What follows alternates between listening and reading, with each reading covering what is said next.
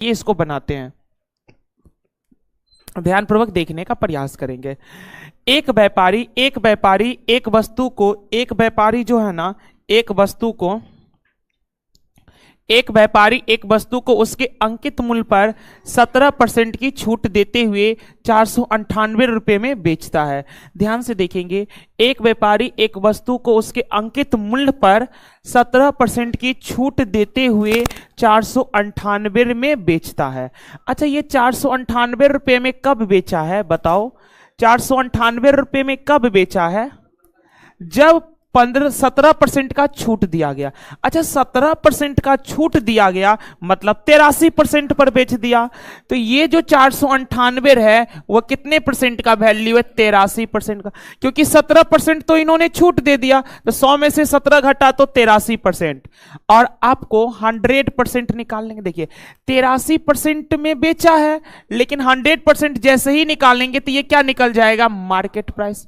Market price, क्योंकि छूट हमेशा दिया जाता है मार्केट प्राइस पर। तो देखिए ना, परसेंट से परसेंट 83 8 छक्के 83 छक्के, और 100 गुने 6 कितना हो जाएगा? 600।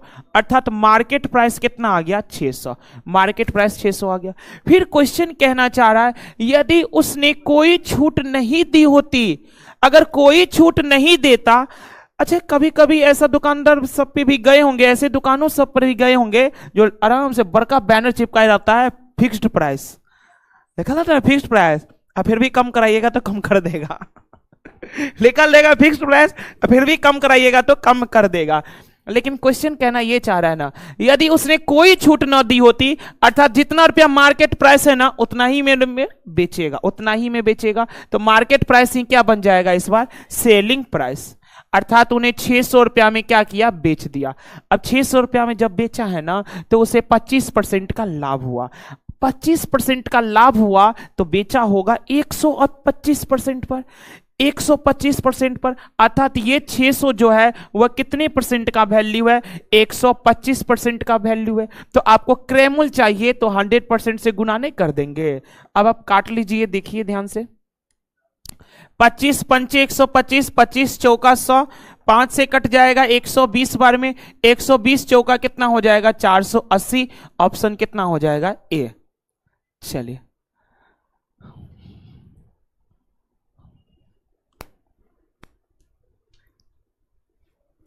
पहले नंबर के बाद बढ़ते हैं दूसरे नंबर। चलिए आइए दूसरे नंबर क्वेश्चन की ओर। दूसरे नंबर को जरा ध्यान से देखने, नहीं नोट किए थे, जल्दी नोट कर लीजिए आप लोग।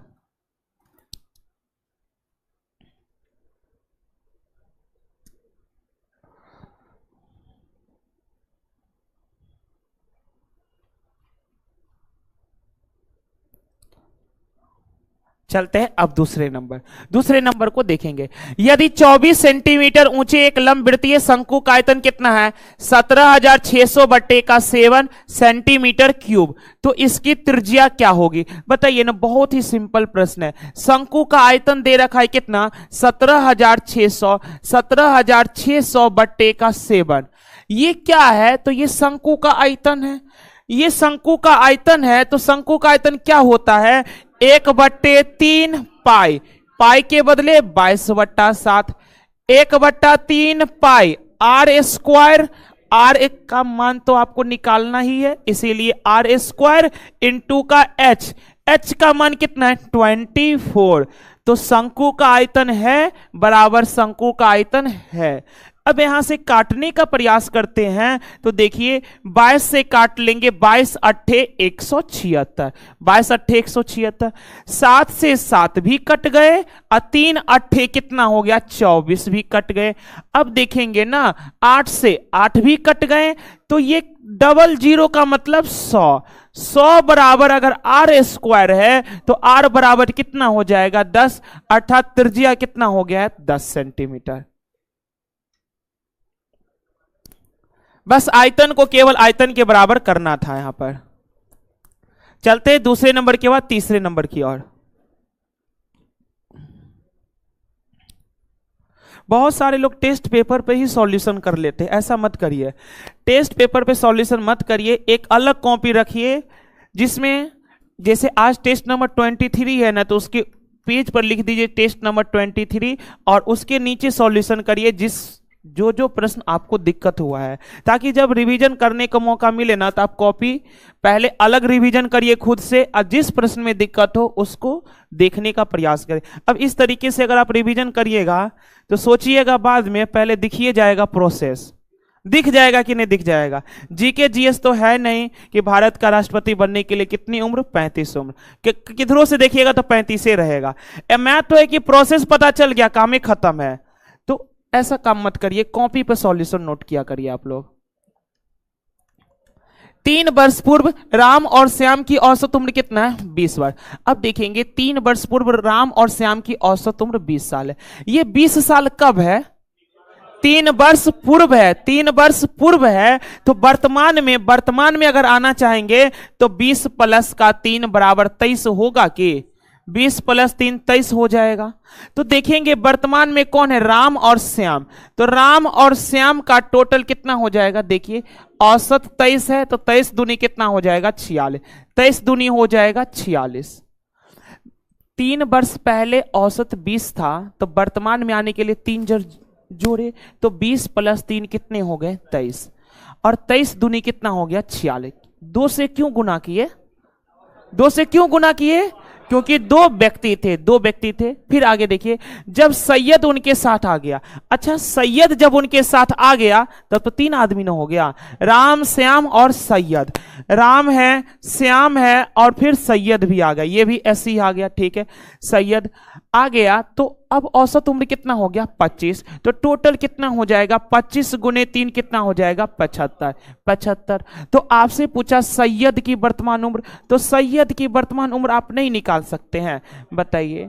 ये तीनों का योग कितना है, 75। तीनों के योग में से अगर आर और एस को घटा दे तो सैयदे न बचेगा, आर और एस को घटा देंगे तो सैयदे बचेगा। तो आर प्लस एस का मान कितना है, 46। तो 75 में से 46 घटाएंगे कितना आ जाएगा, 29।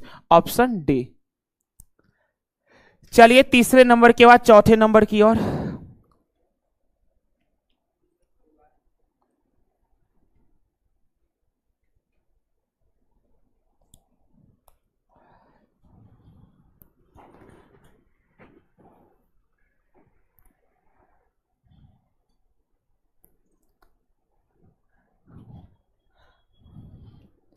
आइए चौथे नंबर में जरा ध्यान से देखने का प्रयास करेंगे। 4 अंकों की वह सबसे बड़ी संख्या, 4 अंकों की वह सबसे बड़ी संख्या कौन सी है जिसे 18, 36 और 48 से विभाजित करने पर प्रत्येक बार समान शेषफल 8 बचेगा, प्रत्येक बार समान शेषफल 8 बचेगा, तो वह संख्या बताइए। अच्छा, आपके पास 4 अंकों की कौन सी संख्या लेना, सबसे बड़ी, 4 अंकों की सबसे बड़ी संख्या लेना है। और वह सबसे बड़ी संख्या क्या होना चाहिए, 18 से भी भाग लगाइएगा ना तो 8 शेषफल, 36 से भी भाग लगाएंगे तो भी 8 शेषफल, 48 से भाग लगाएंगे तो भी 8 शेषफल बचेगा। यानी प्रत्येक अवस्था में 8 शेषफल बचना चाहिए। अच्छा, एक बात बताइए, यहां पर 36 है, 18 है, तो ये 9 से कटने वाला संख्या है ना, 9 से कटने वाला है। और आपको यहां पर क्या शेषफल बचाना है, 8 शेषफल बचाना है। तो हम देखते हैं 8 शेषफल तभी बचेगा, 8 शेषफल तभी बचेगा ना जब वहां पर 8 शेषफल बच जाएगा संख्या का। थोड़ा सा पहले संख्या पे आते हैं, ये चेक करते हैं क्या ये 9 से डिविजिबल है कि नहीं है। पहले संख्या पर आइए, क्या ये 9 से डिविजिबल है, तो 9 9 18, 8 कितना 26, ये 9 से तो डिविजिबल न है। लेकिन 9 से डिविजिबल न है तो इसमें अगर हम लोग 9 से भागा लगाएंगे तो 9 दूनी 18, शेषफल कितना बचेगा 8, ये 8 आया। लेकिन फिर इसको देखिए ना, 9964, 9 9 18, 18 6 24, 4 कितना हो गया 28, इनका योग 28 है। 28 में 9 से भाग लगाइएगा तो शेषफल 1, गलत हो गया क्योंकि 8 बचना चाहिए।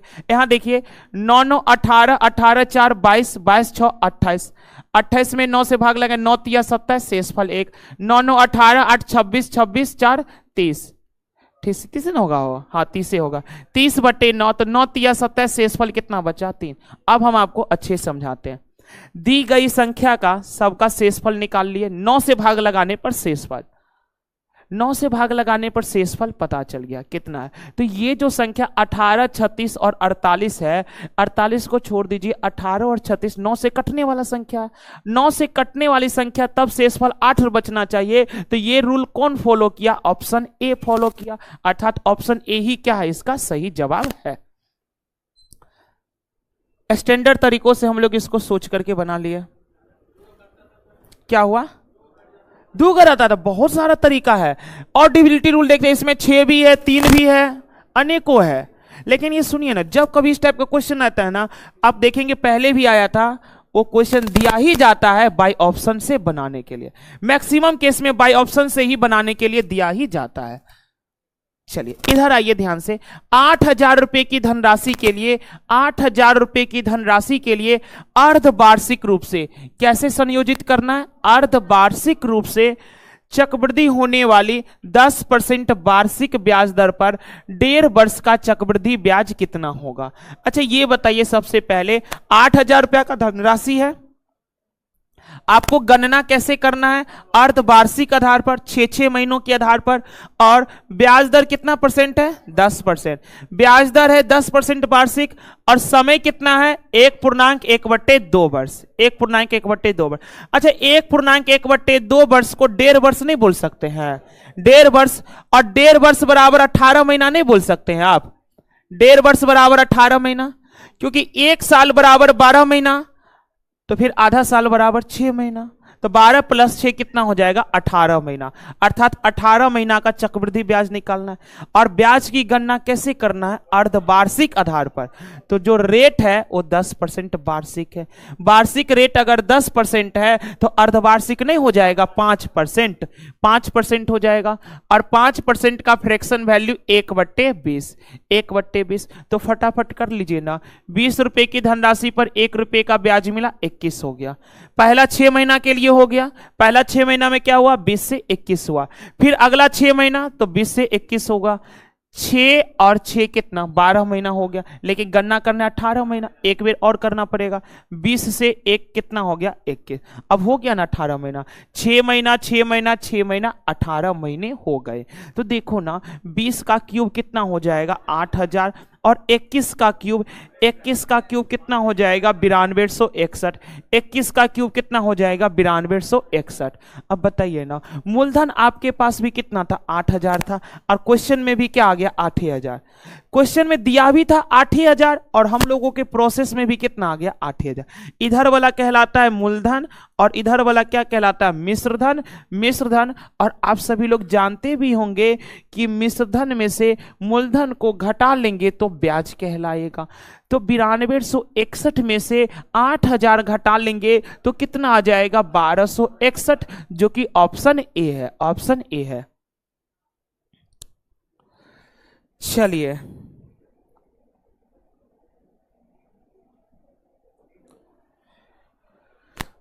चलिए, बुक्स लवर का कहना है, आदित्य भाई सोनाली से पीएम करने के लिए अपना लेवल बढ़ाओ। सोनाली कौन है बताइए? सबसे चर्चित नामों को आप लोग भूल जाइएगा। सोनाली वही लड़की है जो सबसे पहले आंसर बताती है। चलिए आइए 6 नंबर, 104 भागा 39, ये तो सिंप्लीफिकेशन है, बोर्ड मास का रूल लगा दीजिए। तो सबसे पहले किसका काम होगा? का का। और का का मतलब क्या हो जाता है? गुना। का का मतलब हो गया गुना। जरा ध्यान से देखिएगा, इधर 3 से काट लेंगे कितना बार में? 13। 13 तो देखिए 104, 104 भागा, अच्छा 13 दूनी कितना हो गया? 26। तो ये 26 से भागा लगाएंगे, और 26 से जैसे ही भागा लगाएं तो 26 चौका कितना हो गया? 4। यानी हम कहना ये 4 है, इसका जब क्रियाक्रम किए तो 4 आया कि नहीं आया? पहले ये बताइए। एक बार फिर से हम इस स्टेप को दिखाते हैं क्या हुआ यहाँ पर।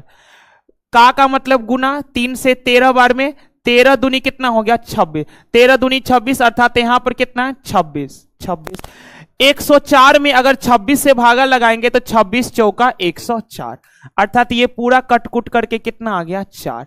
यहां से रिजल्ट कितना निकला? 4। फिर देखिए ये क्या प्लस है, फिर देखिए यहां पर 5 इकाई का 5 और 2 कितना 7/5, ये कितना है 7/5, गुना है तो गुना के बदले गुना, 12 सत्ते 84 और एक कितना 85/7, 85/7, 7 से 7 कट गया और 5 से 17 बार में कट गया, तो ये रिजल्ट क्या मिला 17, और उधर कितना है 3/4। बात क्लियर है, किसी को करने में कोई दिक्कत? तो अब देखिए ना 17 4 कितना हो गया 21, 21 में से 3/4 घटाइएगा तो कितना हो जाएगा 20.1/4 नहीं हो जाएगा। देखिए आप लोग वैसे घटा लिए ना, 21 चौका 84 में से 3 गया, वैसे घटा लिए थे, ठीक है। देखिए 21 चौका 84 में से 3 गया तो कितना 81/4, 81/4 को क्या लिख लीजिएगा 20.1/4। आजकल ये वाला तरीका बहुत चलता है जो कि हम पहले से ही डिस्कस करते हैं। देखिए जब कभी भी 10 में से 1/8 घटाना रहेगा ना तो क्या करते जानते हैं, 10 में से कुछ घटाना है ना तो 10 में से पहले आप 1 घटाइए दीजिए, हो गया 9। अब देखिए 8 में से कितना घटाना है 1, 8 में से 1 घटाना है तो कितना बचेगा 9.7/8। ऐसे भी हम लोग कर सकते थे, ऐसे भी कर सकते थे। तो 21 है, 21 में से 3/4 घटाना, 21 से 1 कम कर दिए 20 और 4 में से 3 घटा लिए तो 1/4। चलिए 6 के बाद फिर आगे बढ़ जाते हैं 7 नंबर।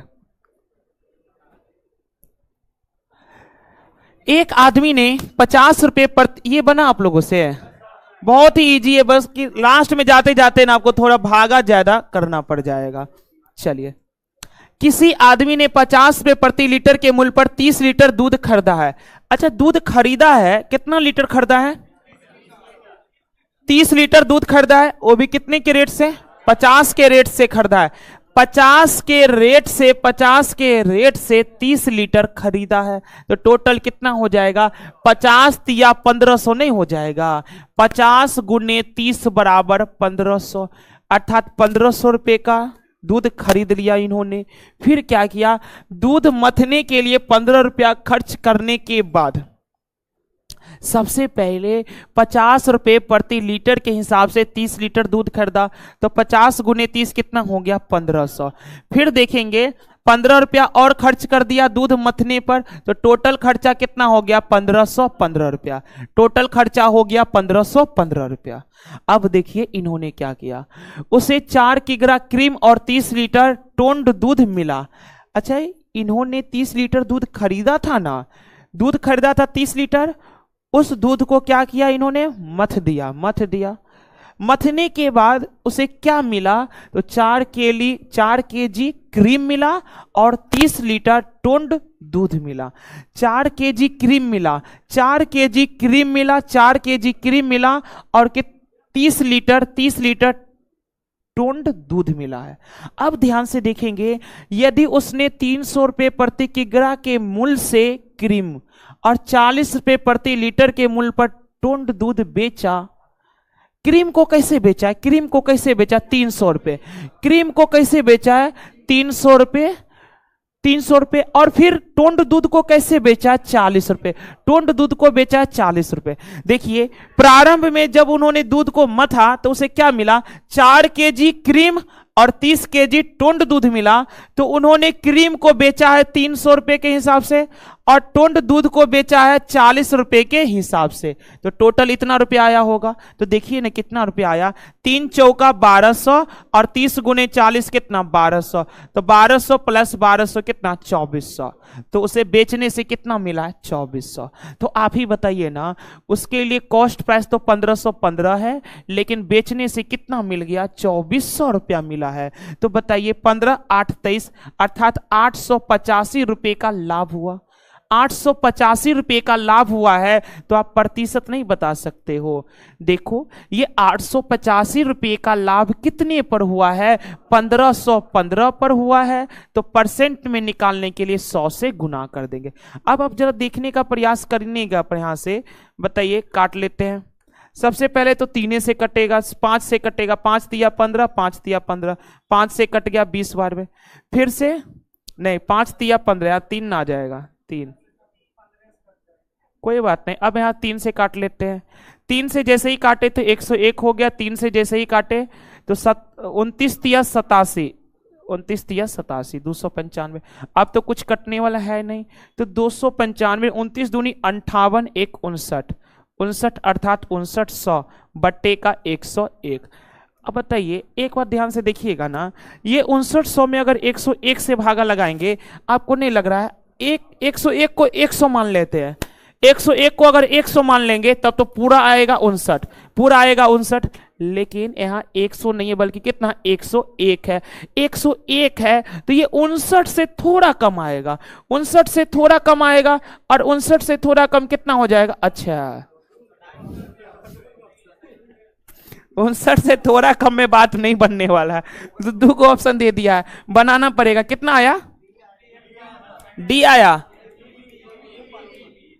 58.4158, गजबे कर दिया था ये तो। चलिए प्रॉपर भाग लगाना ही पड़ गया हम लोगों को। चलिए अब ऐसे ही क्वेश्चन अगर आ जाएंगे तो कोई कुछ क्या करेगा, सबको तो भाग लगाना ही पड़ेगा। हम लोग सोचे कि यहां से काम बन जाएगा, लेकिन जा करके 2 ठो ऑप्शन में फंसा दिया ये।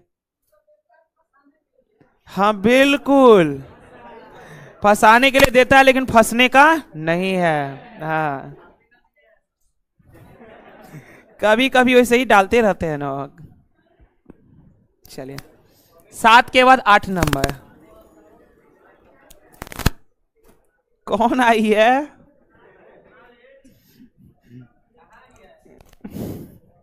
इधर आइए इधर। 6 पुरुष किसी कार्य को 14 दिनों में पूरा कर सकते, 6 पुरुष जो है ना किसी काम को 14 दिन में पूरा कर सकते हैं।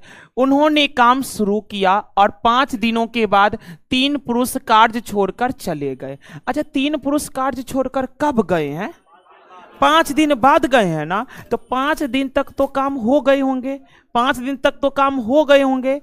फिर आगे देखिए ना, शेष पुरुष कितने दिनों में कार्य पूरा करेंगे, शेष पुरुष कितने दिनों में कार्य को पूरा करेंगे, जरा ध्यान से देखिए।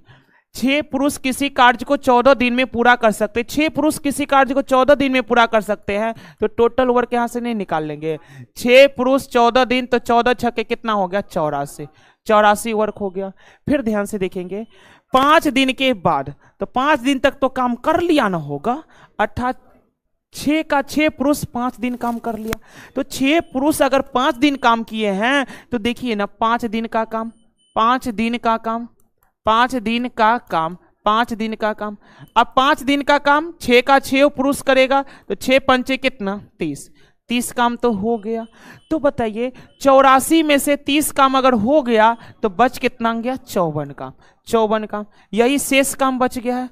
अब कहना ये चाह रहा है ना 5 दिनों के बाद 3 पुरुष चले गए, तो टोटल पुरुष कितने थे 6, और 6 में से अगर 3 गो चले गए, 6 में से अगर 3 गो चले गए तो कितने पुरुष बच गए 3, 3 गो बचा है। तो कहना चाह रहे शेष पुरुष कितने दिनों में कार्य को पूरा कर लेंगे। तो बताइए पुरुष तो अब बच गए केवल 3 है, तो इस 54 काम को करेगा केवल कितने 3 पुरुष, तो 54/3 कितना आ जाएगा 18, 18 दिन। 8 के बाद फिर 9 नंबर आ जाइए।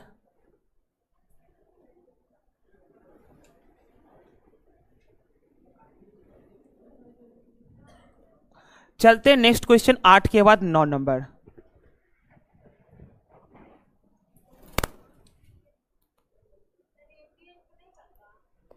एमडीएचए तो यूज किए हैं, टोटल वर्क बराबर देखेंगे।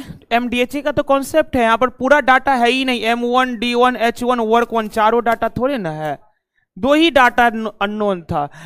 टोटल वर्क वाला इफिशियंसी इनटू टाइम होता है ना, वही अप्लाई कर लिए। 6 पुरुष है, 6 पुरुष है किसी कार्य को 14 दिन में, तो हम लोग मान लिए एक पुरुष का क्षमता कितना 1 है, एक पुरुष का क्षमता अगर 1 है तो 6 पुरुष का क्षमता 6, तो ये हो गया इफिशियंसी, और टाइम कितना है 14, तो इफिशियंसी इनटू टाइम बराबर क्या हो गया टोटल वर्क। इस आधार पर सॉल्व किए। फिर ये था 5 दिन काम किया, तो 6 मेंबर अगर 5 दिन काम किए तो 6 पंचे 30 काम हो गया, तो 84 में से 30 काम अगर हो गया तो बच कितने गए काम 54, और इस 54 काम को कौन करेगा। अब पहले 6 पुरुष थे, 3 पुरुष चले गए, 6 पुरुष में से 3 पुरुष चले गए तो बच गए कितने 3 पुरुष, अर्थात इस 54 काम को करेंगे केवल 3 पुरुष। चलिए इस क्वेश्चन को ध्यान से देखने का प्रयास करेंगे। तीन संख्याओं ए बी यहां और होगा ए बी और सी का औसत, ए बी और सी का औसत कितना है 63। अब जरा देखिए ना, तीन संख्या ए बी सी है, अच्छा औसत अगर 63 है तो टोटल कितना हो जाएगा 63 गुने का 3 बराबर कितना 189। टोटल हो जाएगा क्या 189। फिर ध्यान से देखेंगे, यदि पहली संख्या ए जो है ना, पहली संख्या ए संख्याओं बी और सी के योग, संख्याओं बी और सी के योग, तो संख्याओं बी और सी के योग की कितना है 3/4 के योग का कितना है 3/4 है। ये पहली संख्या ए क्या है, ये पहली संख्या ए है, दूसरी और तीसरी संख्या के योग का 3/4 है, अर्थात ए किसके बराबर है बी प्लस सी का 3/4 के बराबर है। तो आपसे पूछना चाह रहा है पहली संख्या ए का मान बताइए। तो पहली संख्या ए का मान निकालना है, कैसे निकालेंगे, तो सबसे पहले बताइए ए का मान हम लोग यहां पर रख नहीं देंगे, ए का मान हम लोग यहां पर रख दे। वैसे देखिएगा ना, सबसे अच्छा उपाय क्या जानते हैं, बी प्लस सी ए का मान रख दीजिए। देखिए ये 4a बट्टे 3 बराबर क्या हो जाएगा बी प्लस सी, तो बी प्लस सी का मान कितना हो गया 4a बट्टे का 3। इसको इसमें रख देते हैं, a के बदले a और b प्लस सी के बदले क्या रख लेंगे 4a बट्टे का 3 बराबर कितना 189। तो गुना करिए ना, 3a प्लस 4a 7a बट्टे का 3 बराबर कितना हो गया 189। 7 से कट गया, 7 दूनी 14, 7 सत्ते 49, तो a बराबर कितना हो जाएगा 27 दिया कितना हो गया 81, ऑप्शन सी। चलिए 9 नंबर के बाद फिर आगे बढ़ते हैं 10 नंबर की ओर।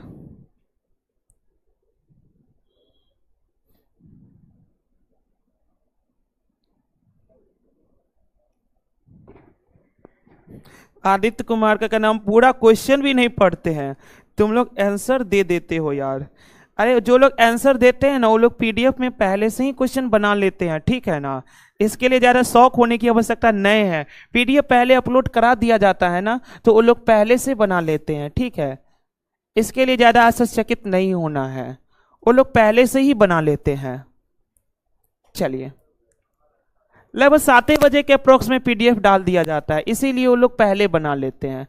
चलो इधर एक लंबवृत्तीय शंकु का आयतन कितना है 924 सेंटीमीटर, यहाँ क्या है सेंटीमीटर 5 लिया है, अच्छा होना क्या चाहिए आयतन है। आयतन को हमेशा क्यूब में डिनोट किया जाता है, आयतन को हमेशा क्यूब में, और क्षेत्रफल को हमेशा स्क्वायर में, क्षेत्रफल को हमेशा स्क्वायर में, आयतन को हमेशा क्यूब में।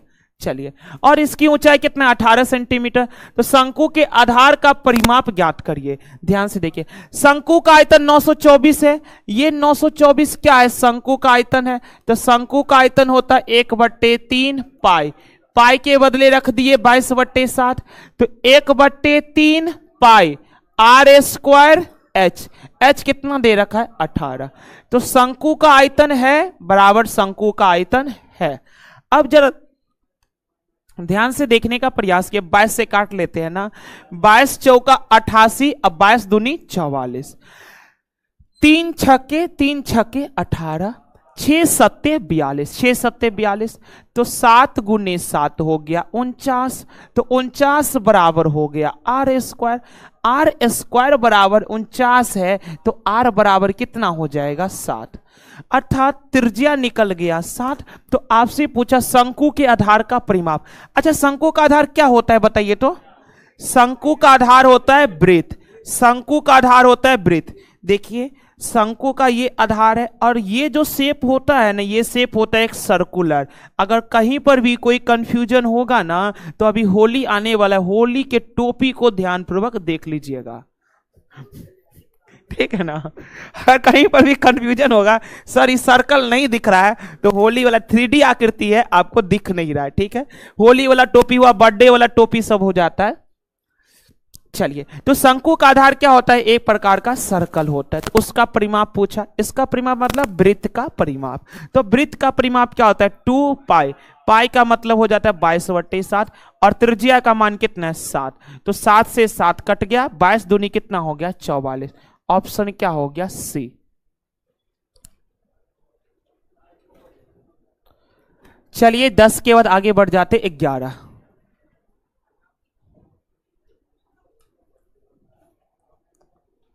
11 नंबर ध्यान से देखिएगा। स्थिर जल में एक नाव की गति कितना है? 9 किलोमीटर प्रति घंटा। अच्छा, स्थिर जल में एक नाव की चाल को हम लोग डिनोट करते हैं हमेशा x से। x का मान कितना दे दिया है? 9 किलोमीटर प्रति घंटा। 9 किलोमीटर प्रति घंटा। फिर ध्यान से देखेंगे, धारा की दिशा में 35 किलोमीटर जाने में। अब ध्यान से सुनिए, धारा की दिशा में 35 किलोमीटर जाने में और धारा की विपरीत दिशा में 28 किलोमीटर जाने में समान समय लेती है। जितना ही समय में वह धारा के दिशा में 35 किलोमीटर जाता है, उतने ही समय में धारा के विपरीत दिशा में 28 किलोमीटर जाता है। जितने समय में धारा के विपरीत 28 किलोमीटर जाता है, उतने ही समय में धारा के साथ 35 किलोमीटर जाता है। तो दोनों ही अवस्था में लिए गए समय बराबर है। तो समय बराबर है, तो समय बराबर क्या होता है? समय बराबर दूरी बटे चाल। दूरी बटे चाल, तो धारा की दिशा में गया 35 किलोमीटर, दूरी 35 है, और जब दिशा में जाएगा तो चाल क्या आएगा? x plus y. यही आएगा x प्लस वाई। धारा की दिशा में जितना समय लगा है ना, उतना ही समय धारा के विपरीत जाने में भी लगेगा। लेकिन विपरीत में वह केवल कितना गया है? 28। और जब विपरीत जाएगा तो चाल होता है x माइनस का y। x माइनस का y। अब हम लोग ये देखेंगे कि हम लोगों को x का मान मालूम है। x का मान मालूम है कितना है? 9 है। तो 9 रख दिए, x के जगह 9 रख दिए। अब आपके पास y का मान निकालना, धारा की चाल। धारा की चाल को किससे डिनोट करते हैं? y से। अर्थात तो y की मान आपको निकालना है। तो y का मान निकालने के लिए आपके पास दो रास्ते हैं, या तो आप बाय ऑप्शन जाइए या तो फिर प्रोसेस से ही सॉल्व कर लीजिए। तो बाय ऑप्शन जाना आपके लिए आसान है, क्योंकि तीन विकल्प आपको डिसिमल में दिख रहा है, एक विकल्प आपके पास पूर्णांक में है। तो पूर्णांक में है, ठीक है, पहली बात ये। अब दूसरी बात ये आप समझने का प्रयास करेंगे, यहां पर बताइए 35/9 प्लस वाई, 28/9 माइनस वाई है। अगर हम सभी लोग एक लिए तो 9 में से एक जाएगा, कितना हो जाएगा? 8। 8 से 28 को डिवाइड करिए, 8 त्रिक 24, 8 त्रिक 24 अर्थात 3.5। जैसे ही ये 8 हो गया तो 4 दूनी 8, 4 सत्ते 28, 7/2 का मतलब 3.5। और जैसे ही एक रखे तो 9 + 1 10, और 10 से 35 में डिवाइड लगाएंगे 3.5। ऐसे भी सेटिस्फाई करा सकते हैं। हालांकि हम तो कहेंगे यही ना कि आप प्रोसेस से अप्लाई कर लीजिए, तुरंत प्रोसेस भी दे देगा उत्तर, प्रोसेस भी तुरंत दे देगा, क्योंकि 7 चौका 28, 7 पंचे का 35, 5 को 9 से गुना करेंगे 45, और 5 को y से गुना करेंगे 5y बराबर 4 को 9 से गुना करेंगे 36, 4 को y से गुना कर लेंगे 4y। अब देखिए ना, ये 36 इधर आके घट गया, 45 में से 36 घटा तो 9 बराबर, ये माइनस का 5y उधर जाएगा तो प्लस का 5y, ये -5y उधर जाएगा तो प्लस का 5y, 5y + 4y कितना हो गया? 9y। तो 9 से 9 कट गया तो y बराबर कितना आ गया? 1। y का मान कितना आ गया? 1। 11 नंबर के बाद फिर 12 नंबर आ जाइए।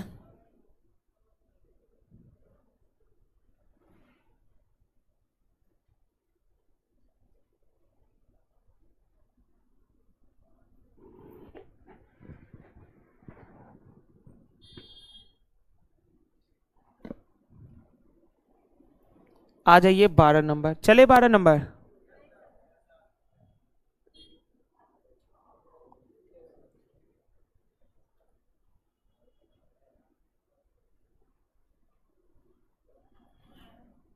चलिए 12 नंबर 8, ये तो एकदम इजी क्वेश्चन है, ये तो सबसे बन गया होगा ना। 8 वस्तुओं का जो विक्रय मूल्य है ना 12 वस्तुओं के क्रय मूल्य के बराबर है। तो 8 वस्तुओं का विक्रय मूल्य सेलिंग प्राइस बराबर क्या है? 12 वस्तुओं के क्रय मूल्य तो इनटू का सीपी। ध्यान से देखेंगे 4 दूनी का 8, 4 तिया का 12। तो ध्यान से देखिए ना, कॉस्ट प्राइस बट्टे का क्या आ जाएगा, सेलिंग प्राइस, बराबर कितना आ गया, इधर 2 है, ये वाला 3 नीचे आ जाएगा। इतना काम करने में तो किसी को कोई दिक्कत नहीं होगा। तो अब आपको पता भी चल गया, कॉस्ट प्राइस 2 है, सेलिंग प्राइस 3 है। प्रॉफिट कितने का हो रहा है, 1 का। प्रॉफिट कितने का हो रहा है, 1 का। खरीदे 2 रुपया में, बेचे 3 रुपया में, 1 का प्रॉफिट। और ये 1 का प्रॉफिट जो हो रहा है वो कितने पर हो रहा है, 2 रुपया पर। तो परसेंट में निकालने के लिए 100 से गुना, 2 से 100 कट जाए कितनी बार में, 50 बार में, अर्थात 50% का प्रॉफिट होगा। इस क्वेश्चन को बनाने का सिंपल तरीका यही था कि 8 वस्तुओं का विक्रय मूल्य है तो 8 गुने सेलिंग प्राइस कर दिए बराबर, 12 वस्तुओं के क्रय मूल्य तो 12 इंटू कॉस्ट प्राइस कर दिए। 4 दूनी 8, 4 तिया 12, तो कॉस्ट प्राइस बट्टे सेलिंग प्राइस कितना आ गया, 2:3 है, 2/3 है। तो 2 रुपया में खरीदे, 3 रुपया में बेचे, 1 रुपया का लाभ हुआ। तो प्रॉफिट परसेंट बराबर क्या हो जाता है, प्रॉफिट इंटू 100 बट्टे का कॉस्ट प्राइस 2 है, 50%। चलिए 12 के बाद 13 नंबर आ जाइए। 13 नंबर ये रेकरिंग का क्वेश्चन है। हालांकि अगर इसको थोड़ा सा अच्छे से समझ करके बनाइएगा ना तो बिना बनाए हुए आपका उत्तर आ जाएगा, बिना बनाए हुए आपका उत्तर आ जाएगा। सबसे पहले इसको हम लोग बनाते हैं, बनाने के क्रम में सीख भी लेंगे कैसे बनाना है। अच्छा, इसको आप क्या लिखिएगा बताइए तो। सबसे पहले देखिए क्या लिखेंगे, 3467, 3467 माइनस का कितना, 34, अब बट्टे कितना, 2 ठो 9, 2 ठो 0। अब कॉन्सेप्ट क्या अप्लाई हुआ हम आपको बताते हैं, ध्यान से देखिए। दशमलव के बाद क्या लिखा है, 3467, 3467 लिख दिए। उसके बाद जिस पर रेकरिंग नहीं न रहता है उसको घटाते हैं, जिस पर रेकरिंग नहीं रहता है उसको घटाते हैं। किस पर रेकरिंग नहीं है, 34 पर रेकरिंग नहीं है इसीलिए घटा लिए। उसके बाद दशमलव के बाद जितने अंकों पर रेकरिंग रहता है उतने 9 लिखते हैं। दशमलव के बाद 2 अंकों पर रेकरिंग है इसीलिए 2 ठो 9। दशमलव के बाद 2 अंकों पर रेकरिंग नहीं है इसीलिए 2 ठो 0। दशमलव का जितने अंकों पर रेकरिंग होंगे उतने 9, दशमलव का जितने अंकों पर रेकरिंग नहीं होंगे उतने 0 लिख देंगे। जरा ध्यान से फिर इधर देखिएगा, प्लस कितना है, 1333 माइनस कितना, 13 बट्टे कितना, 2 गो 9 और 2 गो 0। अब बताइएगा एलसीएम कितना हो जाएगा, एलसीएम कितना हो जाएगा, 9900। एलसीएम हो जाएगा 9900। अब देखिए 3467 में से 34 घटाइएगा तो 3433 नहीं आ जाएगा, 3433 नहीं आ जाएगा। 3467 में से 34 घटाएंगे तो 3433 प्लस 1333 में से 13 घटाएंगे तो 1320 आ गया। अब जोड़िए, अब जोड़िए इसको ध्यान से, तो कितना, 33 प्लस 20 कितना आ गया, 53, और 13 प्लस 34 कितना आ गया, 4753 बट्टे कितना आ गया, 9900। अब देखिए इस प्रकार का उत्तर ढूंढना है, इस प्रकार का उत्तर ढूंढना है तो एक बार में उत्तर बता सकते ये होगा। क्यों ये होगा, देखिए नीचे में 9900 आया है, अच्छा 2 गो 9 आया, इसका मतलब ये हुआ दशमलव के बाद 2 अंकों पर रेकरिंग होगा। दशमलव के बाद 2 अंकों पर रेकरिंग होगा तो दशमलव का 2 अंकों पर रेकरिंग इसमें भी है, इसमें भी नहीं है, इसमें है। तो ये ऑप्शन और ये ऑप्शन होने के चांसेज है। केवल 9 पे देखे हैं, लेकिन क्या है, 2 ठो 0 भी है, 2 ठो 0 भी है। तो 2 ठो 0 इसीलिए नहीं आता है जिस पर रेकरिंग नहीं रहता, अर्थात दशमलव के बाद 2 ऐसे अंक है जिस पर रेकरिंग नहीं है, तो ये वाला गलत हो गया, ये आपका सही विकल्प है। पुनः इसको कन्वर्ट करिएगा ना, यही आएगा 4753 बट्टे का 99। देखिए 4801 में से 48 को घटाइएगा 9900, वही आएगा 4753 बट्टे कितना आ जाएगा, 9900। चलिए 13 नंबर के बाद फिर आगे बढ़िए 14 नंबर की ओर। 13 नंबर के बाद आगे बढ़ जाते हैं 14 नंबर की ओर। क्या हुआ, अरे सिंपल सा जोड़ देते, तो इसलिए ना जोड़ रहे हैं कि आपके पास हासिल उसिल नहीं बच रहा है, इसीलिए ना आपका सही हो जा रहा है। बात समझिए, देखिए बिल्कुल सही बात है कि आप सिंपल जोड़िएगा तो आ जाएगा, इसीलिए आ जाएगा क्योंकि आप पर हासिल उसिल नहीं बचने का चांस रहता है। आइए, मेरा काम था प्रोसेस, हम आपको पहले ही बता दिए थे ना, आप बिना बनाए हुए इस प्रश्न का उत्तर दे सकते थे। दशमलव के बाद 2 अंकों पर रेकरिंग चाहिए और 2 अंकों पर रेकरिंग नहीं चाहिए, एकमात्र विकल्प है ये। बिना बनाए हुए उत्तर बता दिए थे हम आपको। चलिए इस क्वेश्चन को ध्यान से देखने का प्रयास करेंगे। रूट ए प्लस रूट बी बराबर कितना है? 17। रूट ए माइनस रूट बी बराबर कितना? 1 है। अब देखिए ना ध्यान से, दोनों को जोड़ देते हैं। जैसे ही दोनों को जोड़े तो देखिए रूट ए प्लस का रूट बी बराबर दे रखा है 17, और ये कितना दिया है? रूट ए माइनस का रूट बी बराबर कितना दे रखा है? 1। जैसे ही दोनों को जोड़ेंगे रूट बी से रूट बी खत्म, रूट ए और रूट ए कितना हो जाएगा? 2 रूट ए बराबर का कितना हो गया? 17 और ए कितना? 18। तो 2 से 18 कट जाएगा 9 बार में, तो रूट ए बराबर कितना आ गया? 9। रूट ए बराबर 9 आ गया, तो सीधा सीधा बताइए, रूट ए बराबर 9 आ गया तो छोड़ दीजिए इसको, रूट ए बराबर 9 ही छोड़ दीजिए। ठीक है, रूट ए बराबर 9 ही छोड़ दिए। अब बताइए ना, इसमें अगर रूट ए बराबर 9 रख दिए, रूट ए बराबर 9 रख दिए, तो यहां से रूट बी बराबर 17 में से 9 जाएगा तो 8 हो रहा है ना। देखिए यहां ध्यान से देखिएगा, यहां से रूट बी का मान क्या हो जाएगा? 17। ये रूट ए के बदले 9 रख देंगे तो ये 9 17 में से घटेगा उधर जाकर के, तो 17 माइनस 9 कितना हो जाएगा? 8। तो ध्यान से देखिए ना, ये जो रूट ए बी है, तो इसको आप ऐसे नहीं लिख सकते हैं, रूट ए इंटू का रूट बी लिख सकते हैं कि नहीं लिख सकते? तो यही तो है, रूट ए बराबर 9 है और रूट बी बराबर 8 है, तो 9 8 कितने हो जाएंगे? 72 हो जाएंगे। क्या कहां दिक्कत है? कट गया, रूट ए कितना? 2 रूट ए बराबर का 17, एक कितना? 18। 2 से 18 कटा 9 बार में, तो रूट ए बराबर 9 नहीं हुआ। चलिए 14 के बाद आ जाइए 15 नंबर।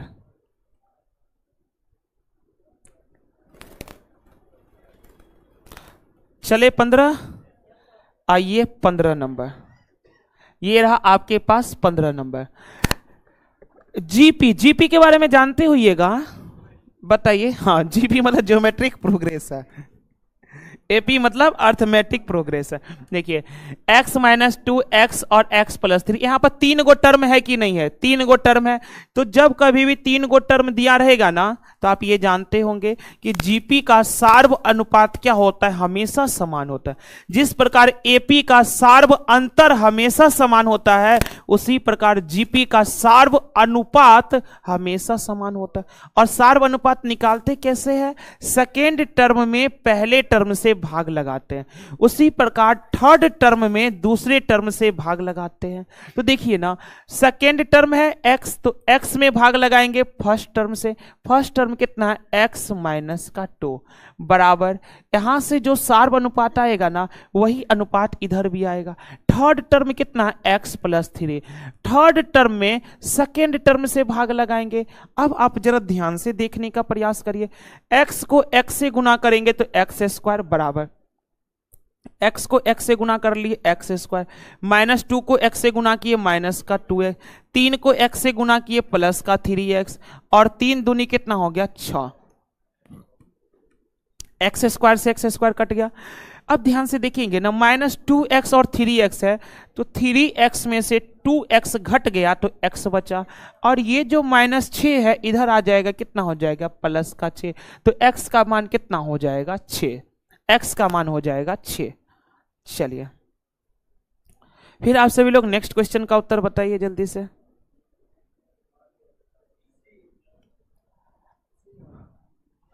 पंद्रह के बाद 16 नंबर, आइए 16 नंबर।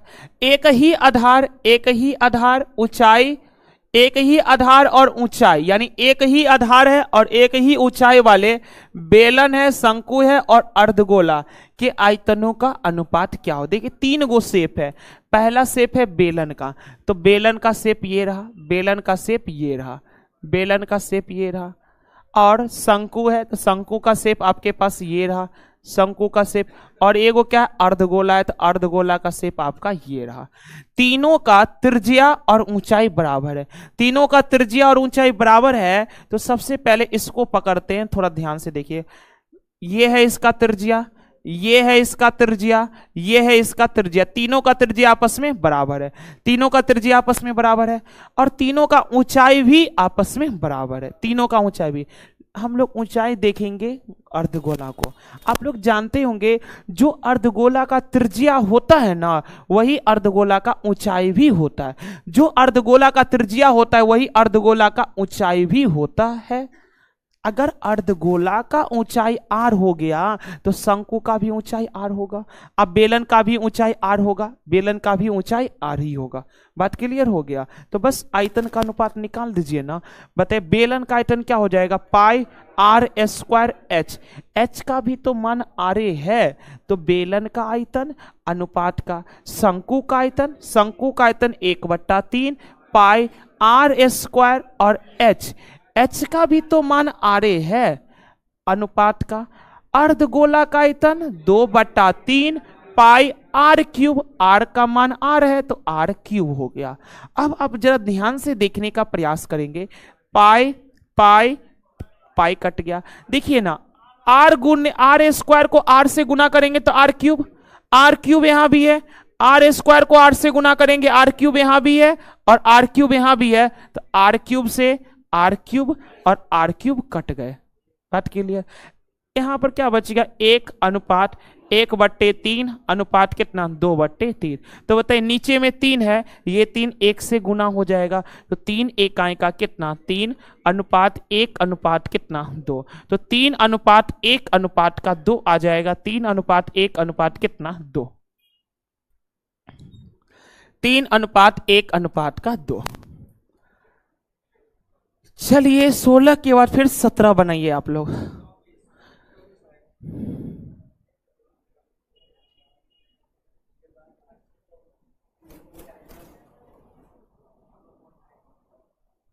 हाँ, इधर से नहीं दिखता था, इसमें कहां पे दिक्कत, देखिए ये बेलन है, तो बेलन का आयतन क्या होता है, पाई r स्क्वायर h। तो बेलन का ऊंचाई भी तो r है, इसीलिए h की जगह पर आ गया r।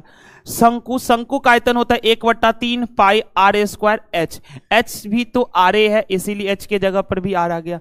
गोला अर्धगोला है, तो अर्धगोला का आयतन होता है 2/3 पाई r क्यूब। ये r क्यूब है और ये भी तो r क्यूब है। r स्क्वायर को अगर आप r से गुना करेंगे तो r क्यूब ही तो बनेगा। तो ये भी r क्यूब है, ये भी r क्यूब है, ये भी r क्यूब है, कट गया। इधर से सारे कट गए तो बचा 1, इधर से क्या बचा, केवल 1/3, इधर से क्या बचा, केवल 2/3। ये 3 1 से गुना हो जाएगा, 3 अनुपात का 1 अनुपात कितना हो गया, 2। यानी इस टाइप के रेशियो को बनाना ऐसे नहीं सीखे होंगे कि नीचे वाले का एलसीएम ले लेते, तो नीचे में 3 है तो एलसीएम जो आता है उससे क्या करते, गुना कर देते। जैसे ही गुना करेंगे तो 3 इकाई का 3 अनुपात 3 से 3 कट गया 1, 3 से 3 कट गया, कितना बचा, 2।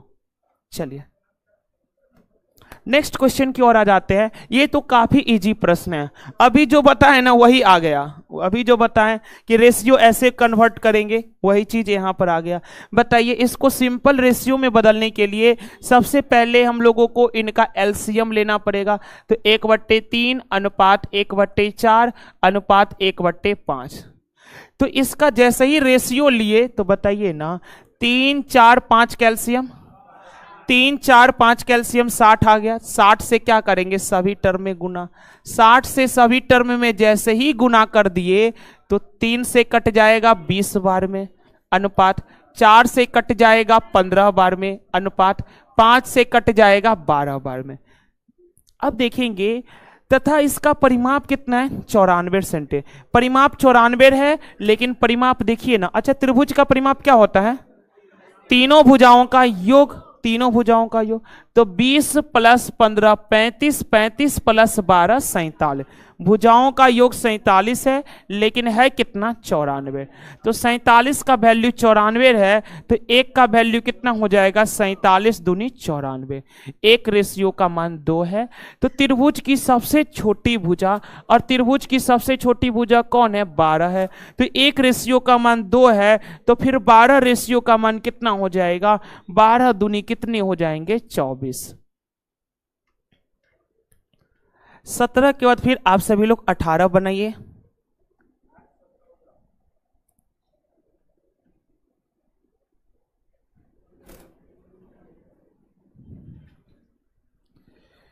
राहुल आनंद का कहना प्रोबेबिलिटी और कॉम्बिनेशन से भी दीजिए सर। प्रोबेबिलिटी तो आपके क्लास में हम अच्छे तरीके से करा ही दिए थे दरोगा वाला में।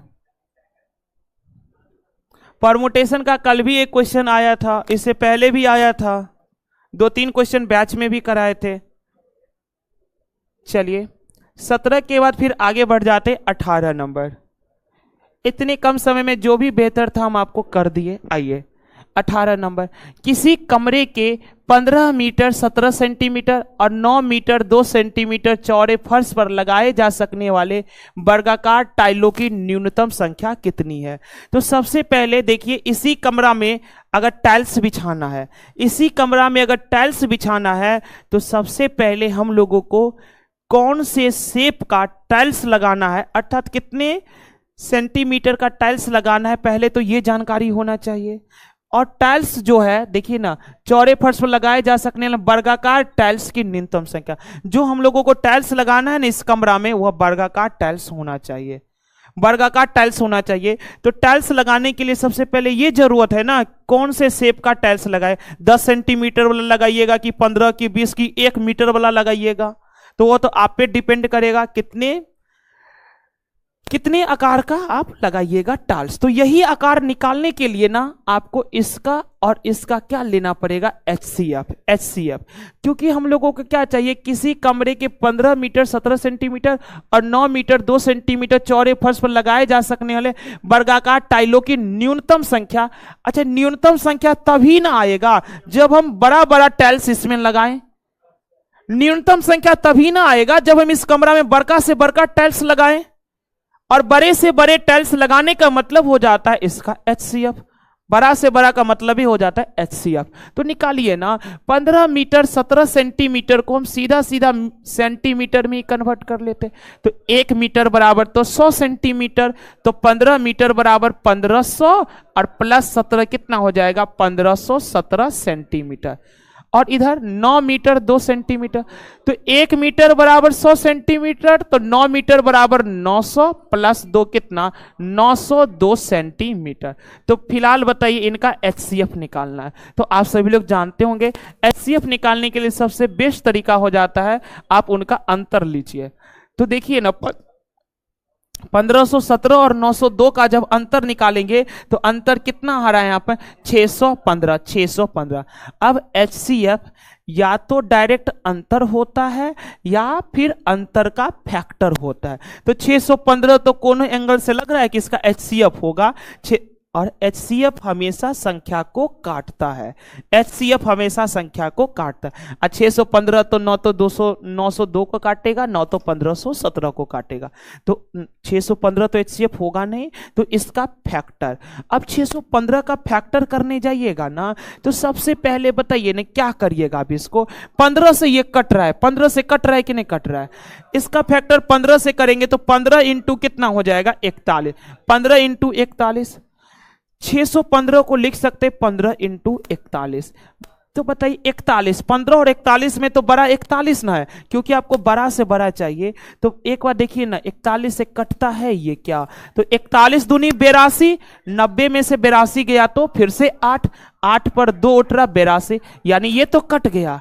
अब इसको चेक कर लेते हैं। तो अच्छा ये कट गया, तो 15 से तो ये नहीं ना कटेगा, नहीं ये कटेगा, यानी श्योर हो गए हम लोग कि HCF कितना आने वाला है 41। श्योर हो गए कि HCF कितना आने वाला है 41, क्योंकि 15 से अगर कोई संख्या कटेगा ना तो उसके इकाई स्थान पर केवल और केवल या तो 0 हो या तो 5 हो।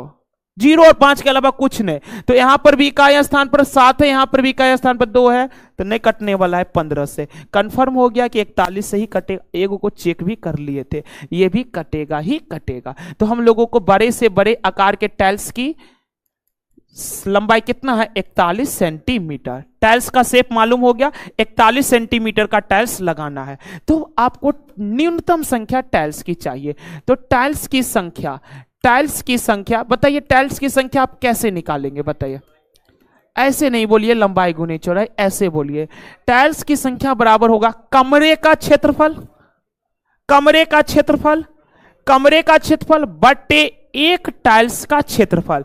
कमरे का क्षेत्रफल बट्टे एक टाइल्स का क्षेत्रफल। तो टाइल्स जो है वो तो वर्गाकार है, तो वर्ग की भुजा कितना है, 41। तो वर्ग की भुजा 41 है, तो क्षेत्रफल नहीं हो जाएगा 41 गुने 41, क्योंकि वर्ग का क्षेत्रफल होता है भुजा स्क्वायर। तो 41 गुने 41 लिख दिए। हम क्या बोले, टाइल्स की संख्या बराबर होता है कमरे का क्षेत्रफल। तो कमरे का लंबाई चौड़ाई कितना है, 1517 इंटू कितना, 902। तो कमरे का क्षेत्रफल बट्टे एक टाइल्स का क्षेत्रफल। अब भाग लगा दीजिए ना आप। जैसे ही भाग लगाने जाइएगा ना, तो 41 से तभी काटवे किए थे, याद है ना? 41 दूनी 88 नहीं, 41 दूनी 82 और 41 दूनी 82। 41 से काटिए, 41 तिया 123, 41 तिया 123 और 41 सत्ते 37 बार में कट गया। अब 37 को 22 से गुना करिएगा ना, गुना करने की कोई आवश्यकता नहीं है। देखिए ना, 2 सत्ते 14, 2 सत्ते 14, इकाई स्थान पर 4 एकमात्र विकल्प है, कितना हो जाएगा, 814। किसी को समझने में कहीं पर भी कोई कंफ्यूजन है क्या? चलिए 18 के बाद 19 नंबर बढ़ जाते हैं। तब क्या हुआ, थोड़ा कस के बोलिए ना, आवाजें नहीं पहुंचता है। आयताकार मतलब क्या रहता, टाइल्स आयताकार कभी नहीं पूछेगा। टाइल्स आता भले ही आयताकार है, लेकिन क्वेश्चन में आयताकार कैसे बनाएगा बताइए? एगो लंबाई अलग निकलेगा, चौड़ाई अलग निकलेगा, नहीं, आयताकार कभी नहीं पूछेगा। जब कभी भी क्वेश्चन पूछे गए वो वर्गाकार टाइल्स ही लगाए, क्योंकि आपको एचसीएफ मालूम करना है ना, तो एचसीएफ एक को भुजा को डिनोट करेगा। चलिए अब बताइए, लॉगरिथम है, बताइए आप सभी लोग जानते होंगे, ये वाला थ्योरम जानते होंगे आप लोग, पता है। जैसे log m plus log n, log m plus log n बराबर क्या हो जाता है जानते हैं, log into m plus n तो लिख लिए है, m इंटू का n, log m plus log n बराबर क्या हो जाएगा, log m इंटू n। तो जरा देखने का प्रयास करें, log 10 दोनों में, अर्थात log ये 10 क्या कहलाता है जानते हैं, बेस, log बेस 10 है। तो ध्यान से देखिए ना, log का बेस कितना है, 10 है। तो ये और ये क्या हो जाएगा, गुना, ये और ये गुना हो जाएगा।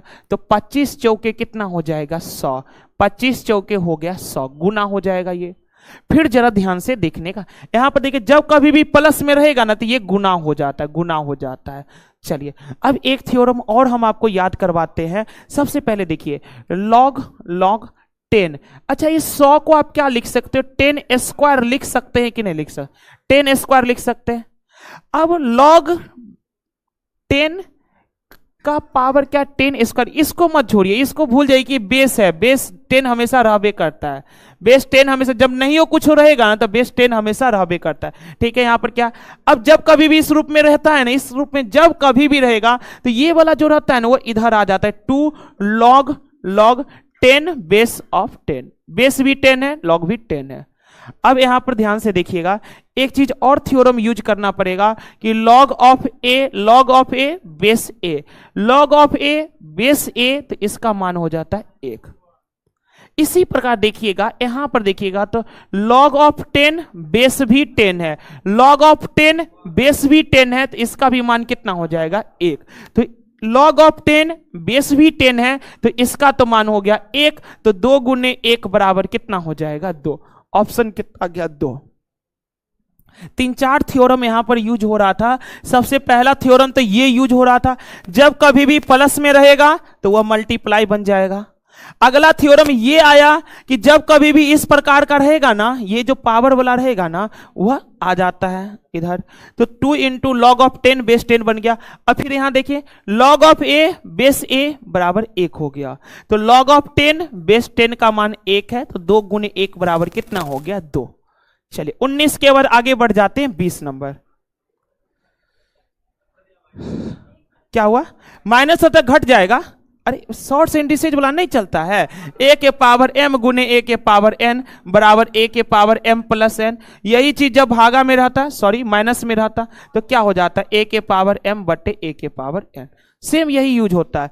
प्लस में रहेगा मतलब गुना, माइनस में रहेगा मतलब भागा हो जाता है। सेम इसी रूप में समझ लीजिए। चलिए 19 के बाद आगे बढ़ जाते हैं 20 नंबर।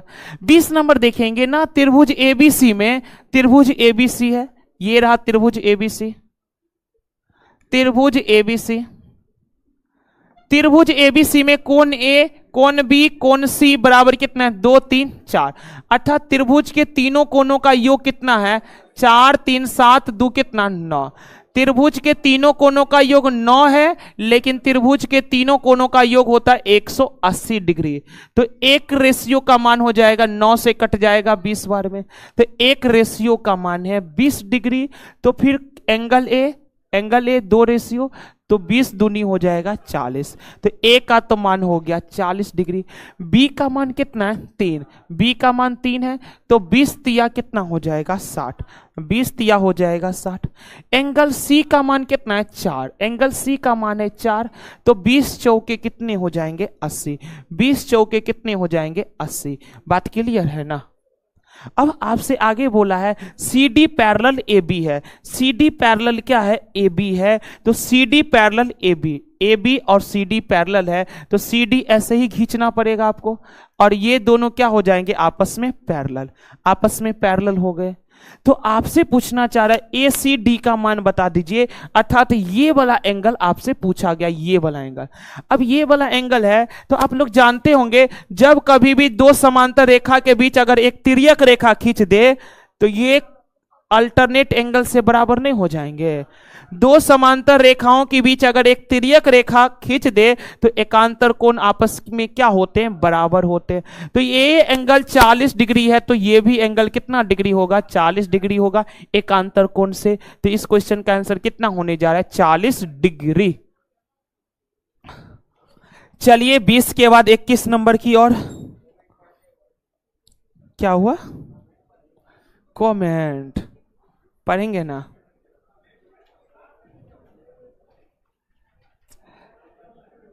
चलिए 20 नंबर के बाद आगे बढ़ जाते हैं 21 नंबर। आज के सेट पेपर का हम लोग मैथ के क्वेश्चन को कर चुके हैं, अब हम सभी लोग रीजनिंग के प्रश्नों। अच्छा कल पता है ना एलपी टेक्नीशियन का बैच है 23 फरवरी से, तो जितने सारे लोगों को अगर फॉर्म भरे होंगे तो जरूर क्लास करने के लिए आइएगा अपने सभी दोस्तों के साथ, ठीक है। इसका आंसर कितना आ रहा है, अच्छा हमको लगा ये 204 आ गया आंसर। चलिए इधर आ जाइए ध्यान से। टाइमिंग कल बताए थे ना, देखिए एलपी टेक्नीशियन का जो टारगेट बैच है ना, एलपी टेक्नीशियन का जो टारगेट बैच है वो आपका दोपहर में 2 से 4 है, 2 से 4 है, 2 से 4 है। तो कल क्लास ऑफलाइन करना चाहते हैं तो किसान कोल्ड स्टोरेज वाले कैंपस पर आइएगा सभी दोस्तों के साथ। अगर ऑनलाइन बैठ करके देखना चाहते हैं तो एप्लीकेशन पर जा करके देखिएगा, ठीक है। ऑनलाइन एप्लीकेशन पर चलेगा, रेलवे का टारगेट के नाम से फोल्डर बन चुका है, वहां पर मिलेंगे। और ऑफलाइन किसान कोल्ड स्टोरेज वाले कैंपस पर आएंगे, ठीक है। आइएगा ना, कल बेहतर तरीके से हम लोग बैच के बारे में पूरा डिटेल कर लेंगे। चलिए हाँ क्या चीज नहीं, कल शुरुआत करेंगे, एक परसेंटेज इधर करेंगे और रीजनिंग में कोई चैप्टर देख लेंगे क्या करना है। और जैसे ही 1-2 चैप्टर अर्थमेटिक का निकलेगा ना तो फिर एडवांस भी लेंगे। 1-2 चैप्टर अर्थमेटिक करेंगे, एक चैप्टर एडवांस करेंगे, सब मिला जुला करके करेंगे ताकि ज्यादा बोरिंग ना लगे कि एक के बार अर्थमेटिक पढ़ना है, एक के बार एडवांस पढ़ना है, ऐसा नहीं। 2-3 को अर्थमेटिक देखेंगे तो एगो देख लेंगे एडवांस वाला, तो कुछ पोर्शन देख लेंगे नंबर सिस्टम का भी, सब मिला जुला करके करेंगे ताकि इंटरेस्टिंग बन जाएगा पढ़ाई। क्या हुआ, डायरेक्ट टाइम एंड वर्क के जाएंगे। टाइम एंड वर्क से पहले आता है रेशियो एंड प्रोपोर्शनल। हाँ चलिए, यदि किसी टीचर को देखे डायरेक्ट टाइम एंड वर्क पढ़ाते हुए, देखने के लिए तो सब कुछ देखने को मिलता है, कोई सिस्टम है टाइम एंड वर्क पढ़ाने का। अब कोई चक्रवृद्धि ब्याज चालू कर देगा तो कोई सिस्टम है? नहीं, आने के लिए तो आ ही ना जाएगा वो। सबसे पहले परसेंटेज, उसका साधारण ब्याज, उसका चक्रवृद्धि। अब बताइए कोई चक्रवृद्धि ब्याज स्टार्ट करेगा तो पहले उसका दायित्व न बनता है साधारण ब्याज के बारे में उसको जानकारी दे। चलिए इधर आइए। यदि एक निश्चित कूट भाषा में LUT को MUT, FAT को GAT तो BLUE को, आपको पता लग रहा है यहां पर क्या हो रहा है? देखिए L के बाद हो जाएगा M, एक की वृद्धि है, उसका कुछ नहीं किया, ज्यों का त्यों उतार दिया, ज्यों का त्यों उतार दिया। F में एक की वृद्धि कर देंगे, G हो जाएगा। ATE उतार दिया, ज्यों का त्यों उतार दिया। फिर ध्यान से देखेंगे तो B में एक की वृद्धि कर देंगे, हो जाएगा C, और पूरा उतार दीजिए ना, LUE CLUE, किस में है? CLUE, option A. चलते हैं नेक्स्ट क्वेश्चन। चलिए नेक्स्ट क्वेश्चन की ओर आ जाइए। यहां पर देखिएगा, देखिए सबसे पहले कितने लेटर है? 1 2 3 4 5 6 7 8 9 10 11 12 13 14 15 16 17 18 19 20 21 22 23 24, 24 को लेटर है। तो जब 24 को लेटर है, 24 को लेटर है, 24 को लेटर है, तो या तो 6 का पेयर बनेगा या तो 4 का पेयर, या तो 6 या तो 4 का बनेगा। तो ध्यान से देखिए, अगर हम लोग पहले 6 का पेयर बना करके देखते हैं तो 1 2 3 4 5 6, 1 2 3 4 5 6, गड़बड़ा नहीं गया? पहला लेटर ए, पहला लेटर डी आ गया, गड़बड़ आ गया। यानी 6 का तो पेयर नहीं बनने जा रहा, 4 का। 1 2 3 4, 1 2 3 4, 1 2 3 4, 1 2 3 4, 1 2 3 4, 1 2 3 4। अच्छा, इस टाइप का एक क्वेश्चन पहले भी आया था, याद है? 18 गो था, 18 गो था, 3 गो का 6 गो पेयर बनाए थे। और 3 गो का 6 गो पेयर था तो 3 ही लेटर का यूज किया था, ABC का। 4 का पेयर बन रहा है और 4 गो लेटर का ही यूज किया, ABCD। 4 गो लेटर का यूज किया ABCD, और एक हिंट भी दे दिया, देखिए हम 4 गो लेटर का यूज किए हैं ABCD, बशर्ते उल्टा पलटा करके किया है। तो देखिए ना, क्या नहीं आया? C नहीं आया। क्या नहीं आया है? B नहीं आया। क्या नहीं आया है? B नहीं आया है। क्या नहीं आया? A नहीं आया है। क्या नहीं आया? A नहीं आया। यानी हर ग्रुप में ABCD होना चाहिए। यहाँ A है, D है, B है, कमी किसका था? C का। A है, C है, D है, कमी किसका है? B का। A है, C है, D है, कमी किसका है? B का। D है, C है, B है, कमी किसका? A का है। D है, B है, C है, कमी किसका? A का। तो CBBA, ऑप्शन A।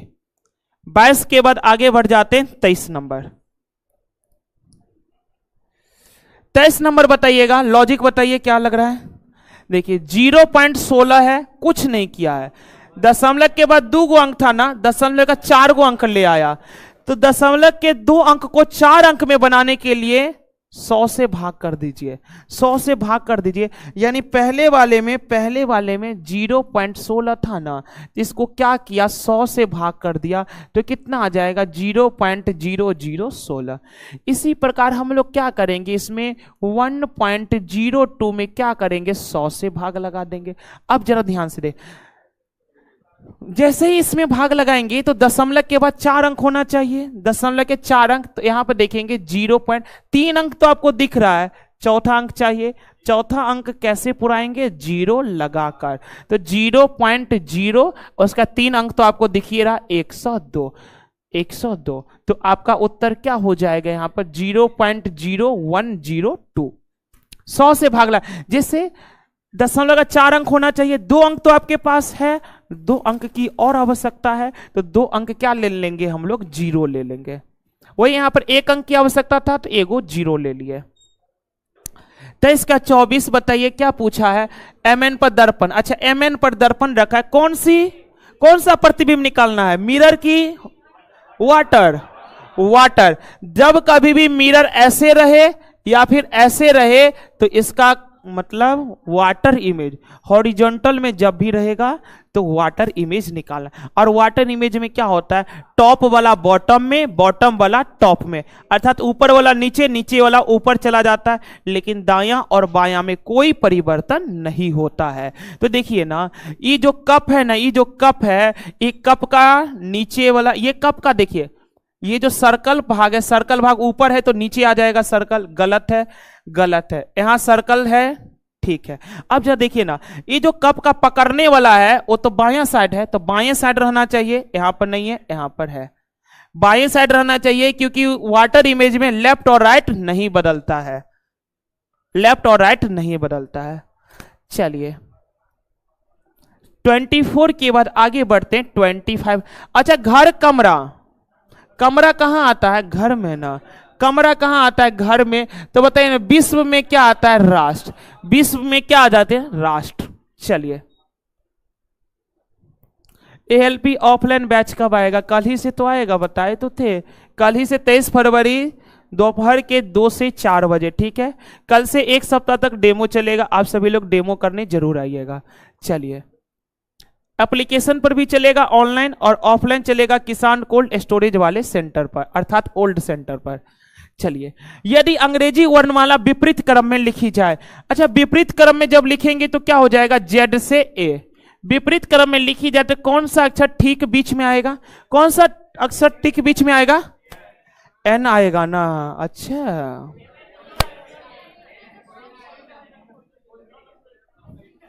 छब्बीस गो लेटर के ठीक बीच में कोई आएगा, तो कैसे बता रहे M आएगा, N आएगा। वो लॉजिक छोड़िए ना, यदि अंग्रेजी मानवाला को विपरीत क्रम में लिखी जाए तो कौन सा अक्षर ठीक बीच में आएगा, तो इंग्लिश अल्फाबेट में 26 गो ना लेटर होता है, और 26 गो के ठीक बीच में कोई आएगा, इनमें से कोई नहीं उत्तर होगा, ठीक है। फंसा दिए ना आपको।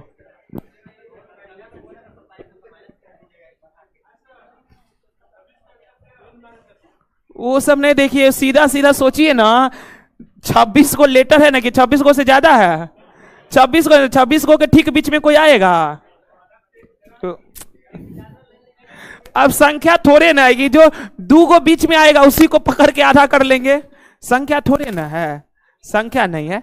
इसका आंसर होगा इनमें से कोई नहीं। चलिए, हाँ इसको भी ध्यान से देखिएगा, इसको भी, इसका आंसर कितना आ रहा है आप लोगों को, 12 आ रहा है।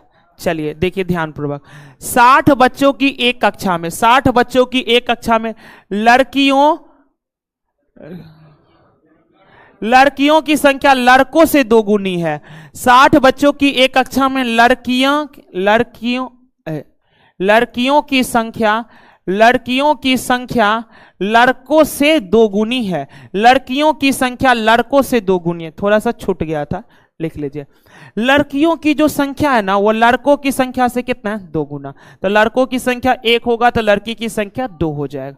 बात के लिए टोटल कितना हो गया, 2 1 कितना 3, लेकिन प्रश्न में टोटल कितना है, 60 है, प्रश्न में टोटल है 60, तो 3 रेशियो का मान 60 है, तो 1 रेशियो का मान कितना हो जाएगा, 20।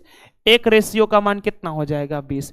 1 रेशियो का मान 20 है, तो 20 दूनी कितना हो गया, 40, और 20 इकाई कितना हो गया, 20। हम लोगों को इतना बात पता चल गया कि इस क्लासरूम में 40 गो लड़की है और 20 गो लड़का है, 40 लड़की है 20 लड़का है। फिर ध्यान से देखेंगे ना, कमल शीर्ष से 17वें स्थान पर है, कमल जो है ना शीर्ष से 17वें स्थान पर है। मान लिए यहां पर कमल है, यहां पर कौन है, कमल है, और कमल कैवें स्थान पर है, 17वें स्थान पर।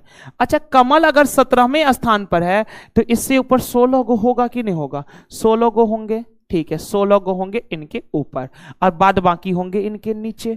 तो देखिए, यदि कमल के आगे 9 लड़कियां है, कमल के आगे 9 लड़कियां, अच्छा 9 लड़कियां आगे है, तो ये ऊपर की ओर डिनोट करेगा कि नीचे की ओर, नीचे की ओर डिनोट करेगा, ठीक है, नीचे की ओर। जो लोग नीचे बोले ना तो उनको गलती करवा देते हैं, तसल्ली मिलेगा, स्पष्ट रीजन के साथ गलती हो जाएगा। देखिए टोटल 60 गो है ना, तो यहां तक 17 गो है, तो नीचे 43 गो होगा कि नहीं होगा, बताइए, होगा ना, नीचे 43 गो होगा। तो आप लोग क्या बोले कि यहां पर क्या गो लड़की है, क्या गो लड़की है, बताइए, 9 गो लड़की है, तो लड़की 9 गो है, ठीक है।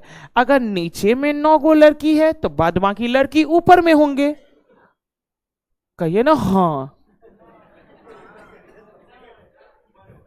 अगर आप ही लोग कहे कि नीचे में होगा, नीचे में ऐसे ही ना बैठेगा। हम डराए कहा, जो लोग मतलब कि बोले कि आगे मतलब इधर होगा, तो उनको बताना चाहते हैं कि आप गलत सोच रहे हैं, रीजन दे रहे हैं, ऐसे नहीं कि नहीं नीचे नहीं बैठेगा, उनके मन को भी तसल्ली मिलेगा, थोड़ा हम गलत सोचे थे। देखिए कोई बात नहीं, गलत सोचे तो अगली बार से आप गलत नहीं सोचिएगा, ठीक है ना।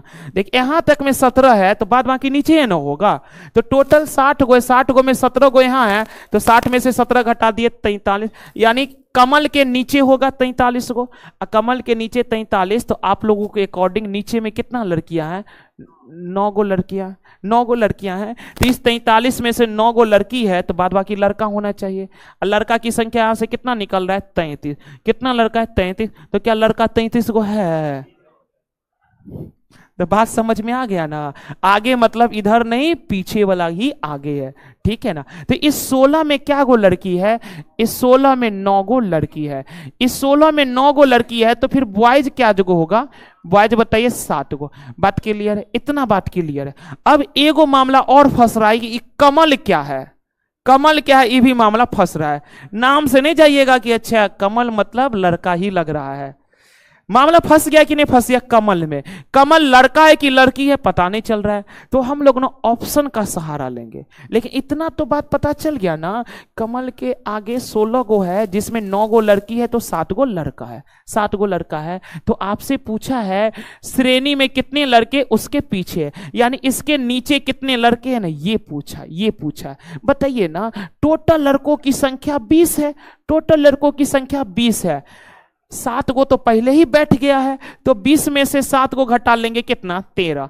13 है, 13 है। मामला तो फंस रहा था एगो में ना, या तो 13 से आगे होना चाहिए या तो 13 से पीछे होना चाहिए। 12 दिख गया ना, यानी कंफर्म हो गया कि जो कमल है ना लड़का है।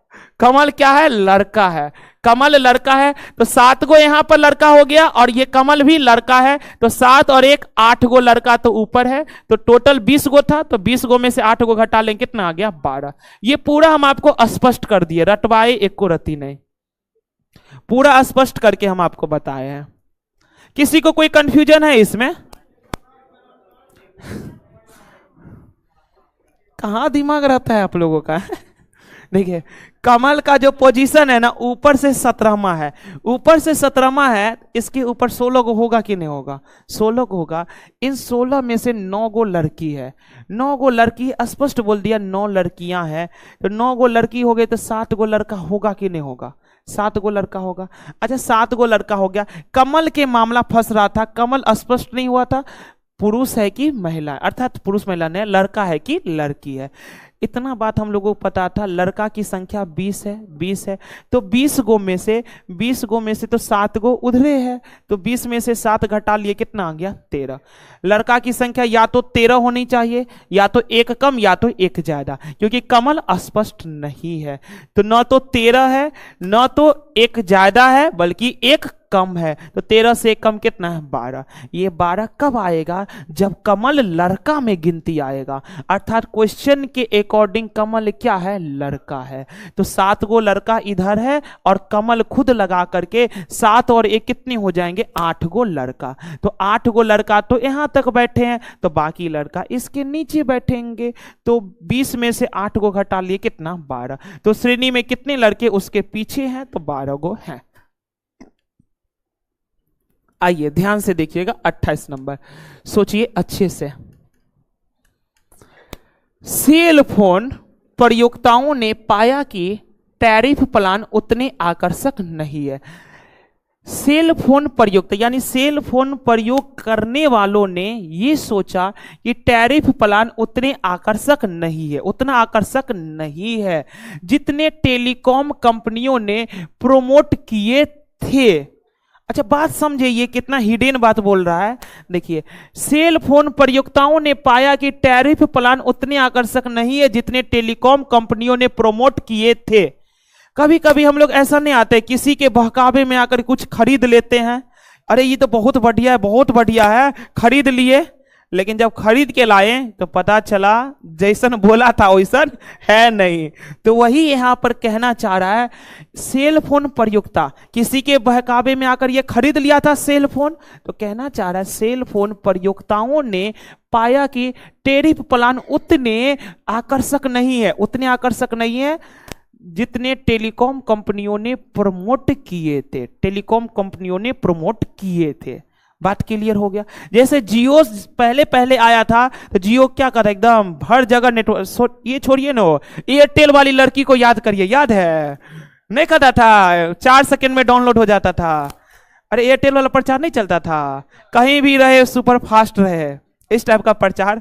तो केवल शहरे में ना डाउनलोड होता था, गांव में नहीं होता था डाउनलोड। तो हम लोग बहकावे में आकर के एयरटेल में सिम खरीद लेते थे, लेकिन जब गांव में लेके जाते थे पता चलता था बात करने के लिए भी छत पर चढ़ना पड़ता है। वही हाल इसके साथ हो गया था। ठीक है, अब देखिए उन्होंने इस बारे में विनियामक अधिकारियों को शिकायत की है। इसके बारे में उन्होंने क्या किया, शिकायत किया। अब देखिए कार्यवाही, कार्य एक्शन लेगा, कार्यवाही क्या क्या करेगा इसके लिए। कार्यवाही, शिकायत जाके कर दिया है कि हम बहकावे में खरीद लिए थे, आपके पैमाने पर ये खरा नहीं उतरा है, शिकायत दर्ज हो चुका है, कार्यवाही करना है। विनियामक अधिकारियों द्वारा टेलीकॉम कंपनियों को सभी प्लानों के टैरिफ ढांचों में पारदर्शी बने रहने के निर्देश देने चाहिए क्या। कार्यवाही करिए ना, सोचिए ना ये क्या लिखा, विनियामक अधिकारियों द्वारा टेलीकॉम कंपनियों को सभी प्लानों के टैरिफ ढांचों में पारदर्शी बने रहने के लिए निर्देश देने चाहिए। बिल्कुल निर्देश देना चाहिए। अगर सारा चीज नीट एंड क्लीन रहेगा तो कोई ठगाएगा जा करके। अभी जैसे इलेक्ट्रोल बॉन्ड पर लगाया है ना बैन, अगर पूरा नीट एंड क्लीन रहता तो बैन लगाने की आवश्यकता पड़ता। जस्ट एग्जांपल समझ लीजिए। तो अगर इलेक्ट्रोल बॉन्ड को चलते रहना चाहिए, इसके लिए जरूरत है सारा चीज पारदर्शी होना चाहिए। कहां से क्या चीज आता है, तो विनियामक अधिकारियों द्वारा टेलीकॉम कंपनियों को सभी प्लानों के टैरिफ ढांचों में पारदर्शी बने रहने के निर्देश देने चाहिए, बिल्कुल देने चाहिए। यह पहला उसका कार्यवाही होगा। दूसरा कार्यवाही देखिए ना, सरकार को देश में परिचालनरत कंपनियों की संख्या को सीमित करना चाहिए। यहां तो नेट किसका काम हो रहा है, टैरिफ कंपनी, टेलीकॉम कंपनी सबका, परिचालनरत कंपनियों की संख्या को सीमित करना चाहिए। ऐसा नहीं, कंपनियों की संख्या को थोड़ी ना सीमित करने से फायदा होगा, कंपनियों की संख्या तो ज्यादा से ज्यादा होते रहे, बस कि उनके आधारभूत ढांचा को मजबूत करना चाहिए। तो ये वाला गलत है, ये कार्यवाही सही है। तो क्या हो गया, ऑप्शन 1 अर्थात केवल ए। आइए इधर देखिएगा, बताइए इसमें क्या है। शब्द के अक्षर अव्यवस्थित तथा संख्याकित किए गए हैं, दिए गए विकल्पों में से वह विकल्प चुनिए जो दिए गए अक्षरों से अर्थपूर्ण शब्द। अच्छा बताइए, अर्थपूर्ण शब्द बनाना है। एस्टैब्लिश, हाँ स्थापित करना, एस्टैब्लिश्ड, ESTABLISH,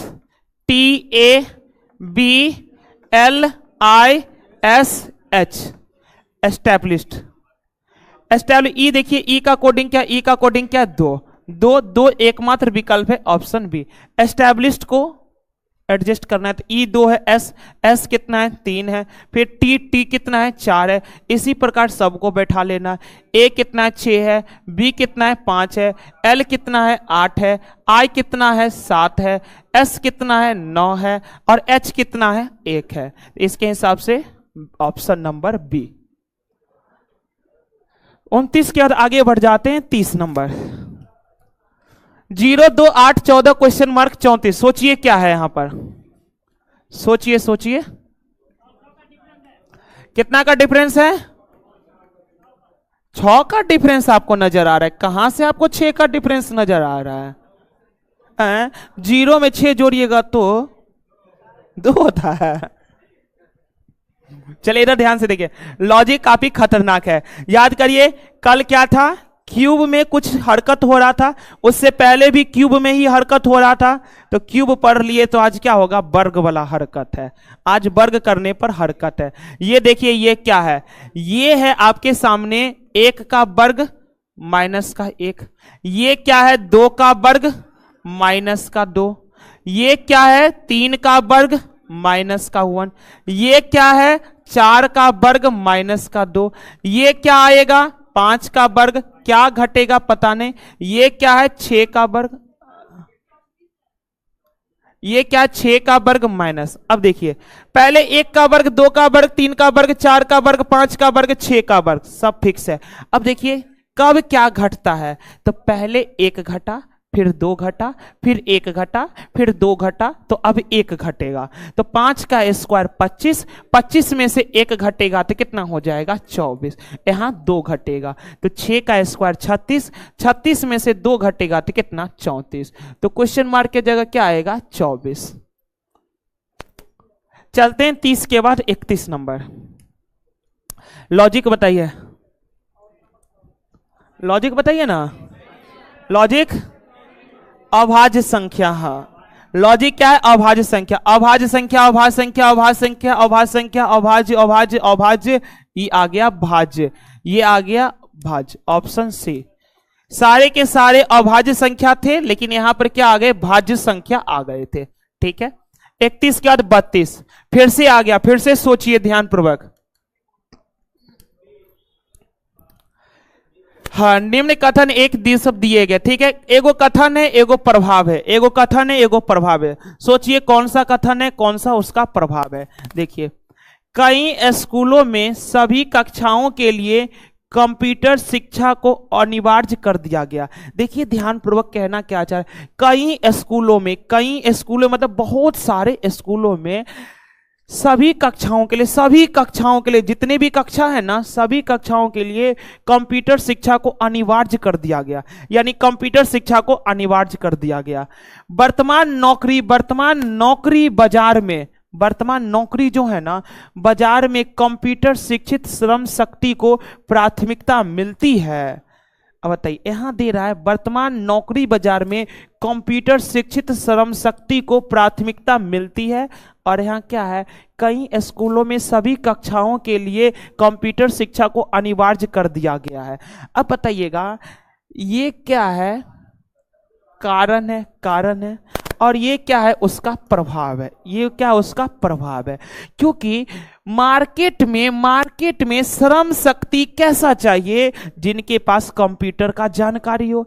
तो मार्केट में श्रम शक्ति अगर कंप्यूटर जानकारी वाला चाहिए तो सभी स्कूल में जितने भी कक्षा है ना, सभी में क्या कर लिया कंप्यूटर पढ़ाना अनिवार्य कर दिया।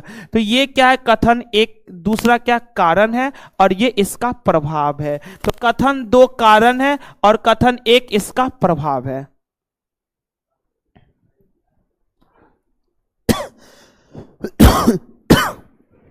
लॉजिक बताइए, पकड़ा रहा है, ये काफी खतरनाक है। देखिए एम पहला लेटर, एम दूसरा, एम तीसरा, एम चौथा, एम पांचवा, तो एम छठा। कुछ लॉजिक नहीं लग रहा है, अलग ही लॉजिक लग रहा है। ये सब क्वेश्चन आया था सीजीएल 2017 के पेपर में। हाँ ऐसे भी कर सकते, लेकिन ये भी लॉजिक है। देखिए ऐसा आपका भी कहना सही है, 5 letter 5 letter, 6 letter 6 letter, 7 letter तो 7 लेटर, ये भी लॉजिक सही है, एम वाला भी लॉजिक सही है, दोनों सही है। चलिए यहां पे लॉजिक बताइए।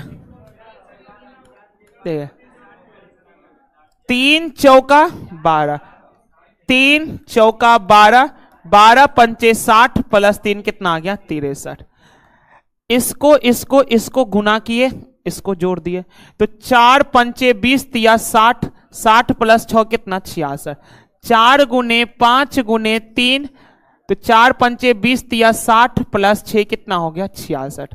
अब जरा ध्यान से देखिए इधर अगर ध्यान से हम लोग देखने के लिए आए तो देखिए, अरे ये क्या हो गया,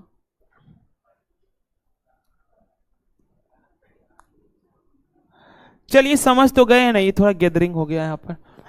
इधर वाले तीनों को क्या करना है, गुना करना है। तो देखिए ना 7 गुने 3 गुने 5, तो 7 तिया 21, 21 पंचे कितना 105, और इधर वाला को जोड़ देंगे तो 105 में 6 जोड़ देंगे कितना हो जाएगा 111, ऑप्शन डी। चलिए 34 के बाद आगे बढ़ जाते हैं 35 नंबर। ये रहा आपके पास 35। ध्यान से देखिएगा, कथन है और तर्क है, इस बार और ध्यान पूर्वक सोचना पड़ेगा। देखिए जब कार्यवाही आ जाए, कार्यवाही आ जाए, तर्क वाला सब आ जाएगा ना, तो आपका अपना दिमाग थोड़ा सा चलाना पड़ेगा, उसके रेस्पेक्ट में जाना पड़ेगा। जैसे पूर्व धारणा वाला भी सब आ जाता है, तो ये सब थोड़ा सा सोचना पड़ेगा। सबसे इजी क्या होता है जाने, कथन निष्कर्ष वाला, वो सबसे इजी होता है। वही कथन दे ले, उसी में से निष्कर्ष छांट लीजिए। लेकिन जब कभी भी कथन तर्क आ जाएगा, कथन पूर्व धारणा आ जाएगा, कार्यवाहियां आ जाएगा, तो थोड़ा आपको ज्यादा सोचना पड़ता है। देखिए, क्या भारत को परमाणु बम का निर्माण करना चाहिए? क्या भारत को परमाणु बम का निर्माण करना चाहिए? अब तर्क देखिए, अब परमाणु बम का निर्माण करना कोई चाहेगा तो कुछ उसका पर्पस होगा ना कि हम काहे निर्माण कर रहे हैं। अब तर्क देखिए, तर्क क्या है इनका, हाँ, देश की संप्रभुता और अखंडता की रक्षा करना अत्यंत आवश्यक है। बिल्कुल सही है, देश की अखंडता, देश की संप्रभुता और अखंडता की रक्षा करना हर राष्ट्र का अपना काम है, हर राष्ट्र का अपना काम है। तो ये तो बिल्कुल सही है, देश की संप्रभुता और अखंडता की रक्षा करने के लिए तो हम लोग परमाणु बम का आविष्कार करते हैं, सभी कंट्री लोग। फिर ध्यान से देखेंगे, नहीं, यह इस क्षेत्र में राष्ट्रों की शक्ति में असंतुलन पैदा करेगा। इसके साथ तो कोई छूछा भी नहीं करता, ये असंतुलन कैसे पैदा कर लेगा। चलिए, नेगेटिव जा रहा है, असंतुलन पैदा करने वाला है नहीं। चलिए आ जाइए इधर। हाँ, कितने ट्रायंगल है बताइए, कितना गिन लिए? 40 गो। ऐसे बताइएगा, इसमें क्या गो है? 1 2 3 4, 4 है तो 4 का 2 गुना कर लिए, कितना आ जाएगा? 8। 4 का 2 गुना कर लिए 8। और इस शेप में भी कितना होता है बताइए तो? 1 और 2, तो 1 + 2 बराबर कितना हो जाएगा? 3। 1 + 2 बराबर कितना हो जाएगा? 3। अब जरा देखिएगा ध्यानपूर्वक, क्या आपको बीच में इसी प्रकार दिख रहा है? तो इसमें कितने होंगे? 8 गो, 8 गो। फिर आपको बीच में ये दिख रहा है, ये वाला दिख रहा है, ये यहां पर कितना होगा? 3 गो होगा क्या? 3 गो हो गया। अब जरा देखिए ना, क्या आपको यहां पर एगो दिख रहा है? एगो दिख रहा है, ये दिख रहा है ना? तो 8 3 11 1 12, 12 गो दिख गया ना? अच्छा, इधर अगर आपको 12 गो दिखा है, तो क्या आपको इसमें भी 12 गो नहीं दिखेगा? 12 गो दिखेगा कि नहीं दिखेगा? इसमें भी दिखेगा ना 12 गो। तो 12 12 24 हो गए। अभी जरा ध्यान से देखिएगा, क्या इसमें आपको 3 गो नहीं दिखेगा? क्या इसमें आपको 3 गो नहीं दिखेगा? 3 गो हो गया। अच्छा, अब जरा ध्यान से देखने का प्रयास करिएगा, ध्यान से देखिए, क्या इसमें आपको 3 गो नहीं दिखेगा? 3 गो। क्या इसमें आपको 3 गो नहीं दिखेगा? क्या इसमें आपको 3 गो नहीं दिखेगा? तो 3 3 6 3 9, 3 3 6 3 9, यानी 3 3 बार देखा। अब जरा ध्यान से देखने का प्रयास करिएगा, अब हम आपको दिखाते हैं, आप ध्यानपूर्वक देखिएगा। चलिए, एगो आपको यहां पर दिख रहा है, सबसे पहले एगो यहां पर, और एगो फिर यहां पर दिख रहा है आपको, 2 गो दिख गया, 2 गो। अब जरा ध्यान से देखिएगा, अब थोड़ा सा आंख मरवा देते हैं, बेहतर होगा ना? आंख मरवाते, देखिए देखिए, ये आपको आंख मारेगा, दिख रहा है यहां पर? नहीं मारा? अब मारा, देखिए देखिए, मारा मारा। अब देखिए फिर से मारा, एगो 2 ठो मारा है ना आंख, 2 बार आंख मारा ना। चलिए, तो टोटल कितने हो गए? अच्छा, अभी तक आपको मारिए रहा है आपको नहीं मार रहा है। चलिए, तो टोटल कितने हो गए? 12 12 24 3 27 3 30, 30 3 33, 33 3 36, 2 38, 2 कितना? 40, 40। अगर देखिए फिगर काउंटिंग पर अगर आपका बेहतर कमांड हो जाएगा ना, अब जिसको बेहतर प्रैक्टिस नहीं करके वो खोजते रहेगा, अच्छा किधर किधर, कितना आसानी वे में दिख जाता है। चलिए, एक और बढ़ रहा है। अच्छा, 1 मिनट, इसको मिटाते हैं तब देखने का। हम लोग को तो 40 को आ गया था, हम लोग सरेंडर कर दिए थे। अच्छा हाँ, इधर इधर इधर 2 को और भी हो रहा है, इधर ने ऐसे करके जा, ये तो काउंट हो गया था।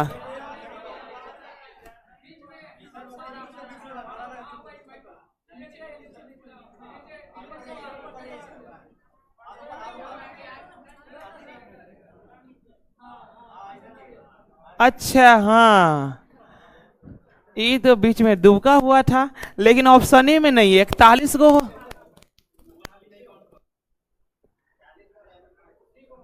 अगर हम लोग इसको काउंट कर लेंगे तब तो 41 गुना हो जाएगा। अच्छा वो भी काउंट नहीं हुआ था। अच्छा, 1 मिनट रुक जाइए, तो यहां से रुक जाइए, एक बार फिर से कर लेते। ये कितना था 12, 12, ये कितना था 12। ज्यादा कलर हो जाता है, नहीं से अब कलर हटा देंगे। यहां से कितना है 3 गो, यहां से 3 गो, यहां से कितना है 3 गो, यहां से कितना है 3 गो, यहां से कितना है 3 गो। अब दूठो कहां था, यही वाला दूगो था। दूगो कहां था, यही वाला दूगो था। एगो ये था और एगो ये था।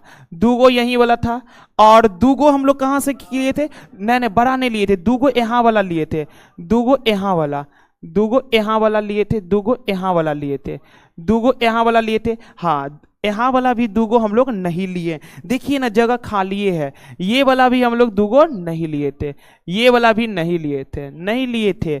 एगो इधर से और एगो इधर से, तो दूगो तो और दिखा, दूगो तो और दिखा, और एगो और बीच में दिख रहा था। कैसे दिखा था, ये वाला याद है, एगो और। तो यहां पर कितने ट्रायंगल हो रहा है, 43 गो।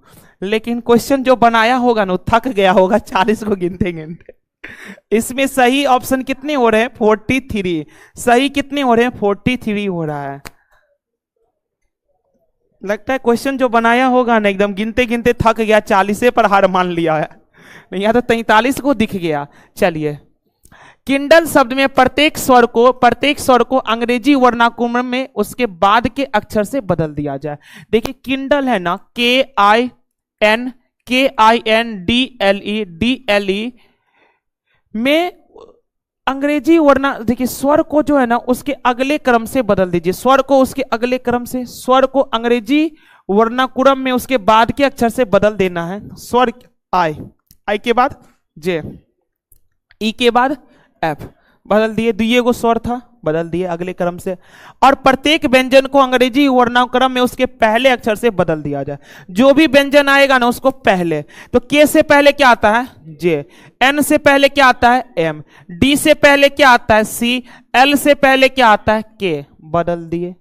इस प्रकार बने अक्षरों के समूह में निम्न में से कौन सा अक्षर 2 बार दिखाई देगा, तो 2 बार कौन दिखाई दिया, जे, 2 बार कौन दिखाई दिया, जे। स्वर को अगले से बदलना था और व्यंजन को पिछले से बदलना था। चलिए 37 कद बढ़ते हैं 38 नंबर। 6 ठो लड़कियां हैं, जब कभी भी 6 ठो लड़कियां रहेगा तो हम लोग ऐसे बैठा देंगे। ये रहा 6 ठो लड़की को बैठने का जगह, 2 2 4 2 6। आगे देखिए, पी क्यू के दाईं और ठीक बगल में बैठी है। पी जो है ना क्यू के ठीक दाईं और, पी क्यू के दाईं और, ये पी जो है ना क्यू के दाईं ओर, तो क्यू यहां बैठाएंगे तब ना पी क्यू के दाईं ओर है। ठीक है, एस जो है ना पी के दाईं और तीसरे स्थान पर, एस जो है पी के दाईं और तीसरे स्थान पर, एस जो है ना पी के दाईं और, तो पी का दायां इधर चलेगा, तो पहला दूसरा तीसरा। ये एस जो है पी के दाईं और तीसरे स्थान पर, तीसरे हाँ? क्या बोले, तो अंदर की ओर है तब ये तो ऐसे हो रहा है, अगर बाहर की ओर आता तब उल्टा हो जाता। अंदर है तब ये तो ऐसा हो रहा है, आप उल्टा सोच लिए। एस जो है ना पी के दाईं और तीसरे स्थान पर और आर के बाईं और ठीक बगल में बैठी है। कौन था, एस जो है ना पी के दाईं और तीसरे स्थान पर और आर के बाईं और ठीक बगल में। ये एस जो है ना आर के बाईं और ठीक बगल में, ये एस जो है ना आर के बाईं और, तो आर इधर होगा तब ये ना आर का बायां एस होगा। एस जो है ना आर के बाईं और ठीक बगल में बैठी है। ठीक है, फिर आगे पढ़ते, भी और टी दोनों अगल बगल बैठी है। अच्छा, भी और टी दोनों अगल बगल बैठी है, यानी यहीं पर बैठेगा भी और टी। टी आर के बाईं और दूसरे स्थान पर है। टी जो है ना आर के बाईं और दूसरे स्थान पर, तो आर का बाईं पहला यहां पर, पहला दूसरा। टी और भी क्या है, बगल में बैठे थे, भी और टी क्या है, बगल में बैठे, एडजस्ट हो गए सब के सब। तो भी के बाईं और ठीक बगल में कौन सी लड़की बैठी है, भी के बाईं और, तो भी के बाईं और कौन बैठा है, पी बैठा है, पी बैठा है, पी बैठा है। चलिए फिर आगे बढ़ते हैं 38 के बाद 39 नंबर।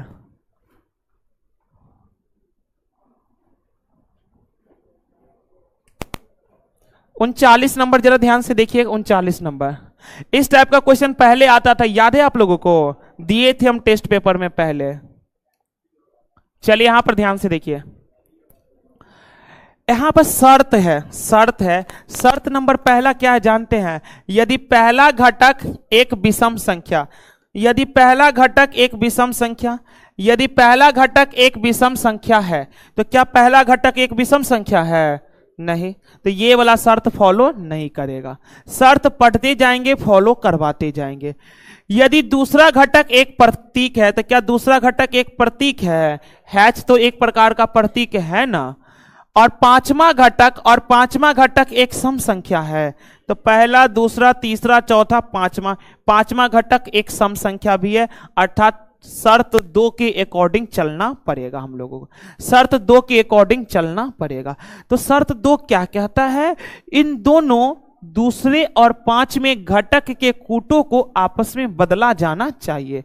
यानी जो दूसरा और पांचवा का कोड है ना, उसको आपस में बदल दीजिए। अर्थात हैच का कोड जाएगा 8 के पास और 8 का कोड आ जाएगा हैच के पास, और बाकी का कोड ज्यों का त्यों होगा। तो बताइए ना, 6 का कोड क्या है? 6 का कोड क्या? आर। तो 6 का कोड हो जाएगा आर, 6 के बदले आर लिखे, आर यहां नहीं है, आर यहां पर है, ठीक। अब हैच, हैच का कोड अपना होगा क्या? नहीं, हैच का अपना कोड नहीं होगा। 8 का कोड कहलाएगा हैच का, क्योंकि इंटरचेंज करना है। तो 8 का कोड क्या है? बी, तो बी आ जाए, आर के बाद बी, इसमें भी है, ये गलत हो गया। अब परसेंट का कोड क्या है? के है, तो आर बी के गलत हो गया, आर बी के हो गया। बात क्लियर है ना? अगर पूरा एडजस्ट करने का प्रयास करेंगे, 3 जल्दी से कर देते। 3 का कोड डब्लू है, 8 मतलब हैच का कोड, हैच का कोड क्या है? पी है। फिर देखिए 5 का कोड जी है, और हैच का कोड कितना है? पी है। हैच का कोड क्या है? पी है। और 4 का कोड क्या है? यू है। बस हैच और 8 के कोड को आपस में बदल देना है, बाकी के कोड को ज्यों का त्यों छोड़ देना, और वो भी दूसरा और छठे नंबर वाले को नहीं, दूसरा और पांचवें वाले को इंटरचेंज करना है। चलिए नेक्स्ट क्वेश्चन की ओर। ये अल्फाबेट का रीजनिंग है, बैंकिंग में अक्सर पूछे जाते हैं ये सब। अल्फाबेट का रीजनिंग है, कोडिंग। चलिए अब बताइए, निश्चित कूट भाषा में फास्ट को BTUG लिखा जाता है, और RIPE को SPFJ लिखा जाता है, और LOV को PWFM लिखा जाता है, TABLE को ये सब लिखा जाता है। तो E के लिए क्या लिखा जाए? सब देखेंगे ध्यान पर। E के लिए क्या लिखा जाएगा? E के लिए, अच्छा देखिए ना, E इसमें भी आया है, E इसमें भी आया है, और E इसमें भी आया है, तीनों में E आया है। तो आप तीनों का कॉमन ढूंढिए ना। देखिए SQFJ, PWFM और UB। अच्छा देखिए, तीनों में F पकड़ा रहा है, तीनों में F पकड़ा रहा है, तीनों में F पकड़ा रहा है। तो इधर तीनों में M है, इधर तीनों में F है, तो E के लिए कोड क्या हो जाएगा? F। चलिए मॉक टेस्ट पेपर 23 के भी हम लोग 40 के 40 क्वेश्चन सॉल्व कर चुके हैं।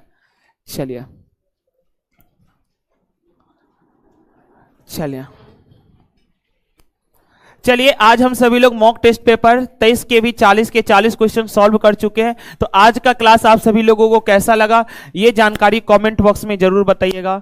और जितने भी लोग अभी तक वीडियो को लाइक नहीं किए, वीडियो को लाइक और अपने दोस्तों के ग्रुप में शेयर जरूर कर दीजिएगा। और कल से ALP टेक्नीशियन का बैच चालू हो रहा है, जो दोपहर के 2 बजे से लेकर के 4 बजे तक होंगे किसान कोल्ड स्टोरेज वाले कैंपस पे, और ऑनलाइन क्लास चलेंगे आपको एप्लीकेशन पर। तो आप सभी लोग 2 बजे अपने सभी दोस्तों के साथ किसान कोल्ड स्टोरेज वाले कैंपस पर जरूर आइएगा। कल हम सभी लोग बैच के बारे में बेहतर तरीकों से डिस्कशन करने वाले, हर एक चीजों को, ठीक है। तो कल आप सभी लोग डेमो करने के लिए जरूर आइएगा 2 बजे। धन्यवाद सभी लोगों का। चलिए।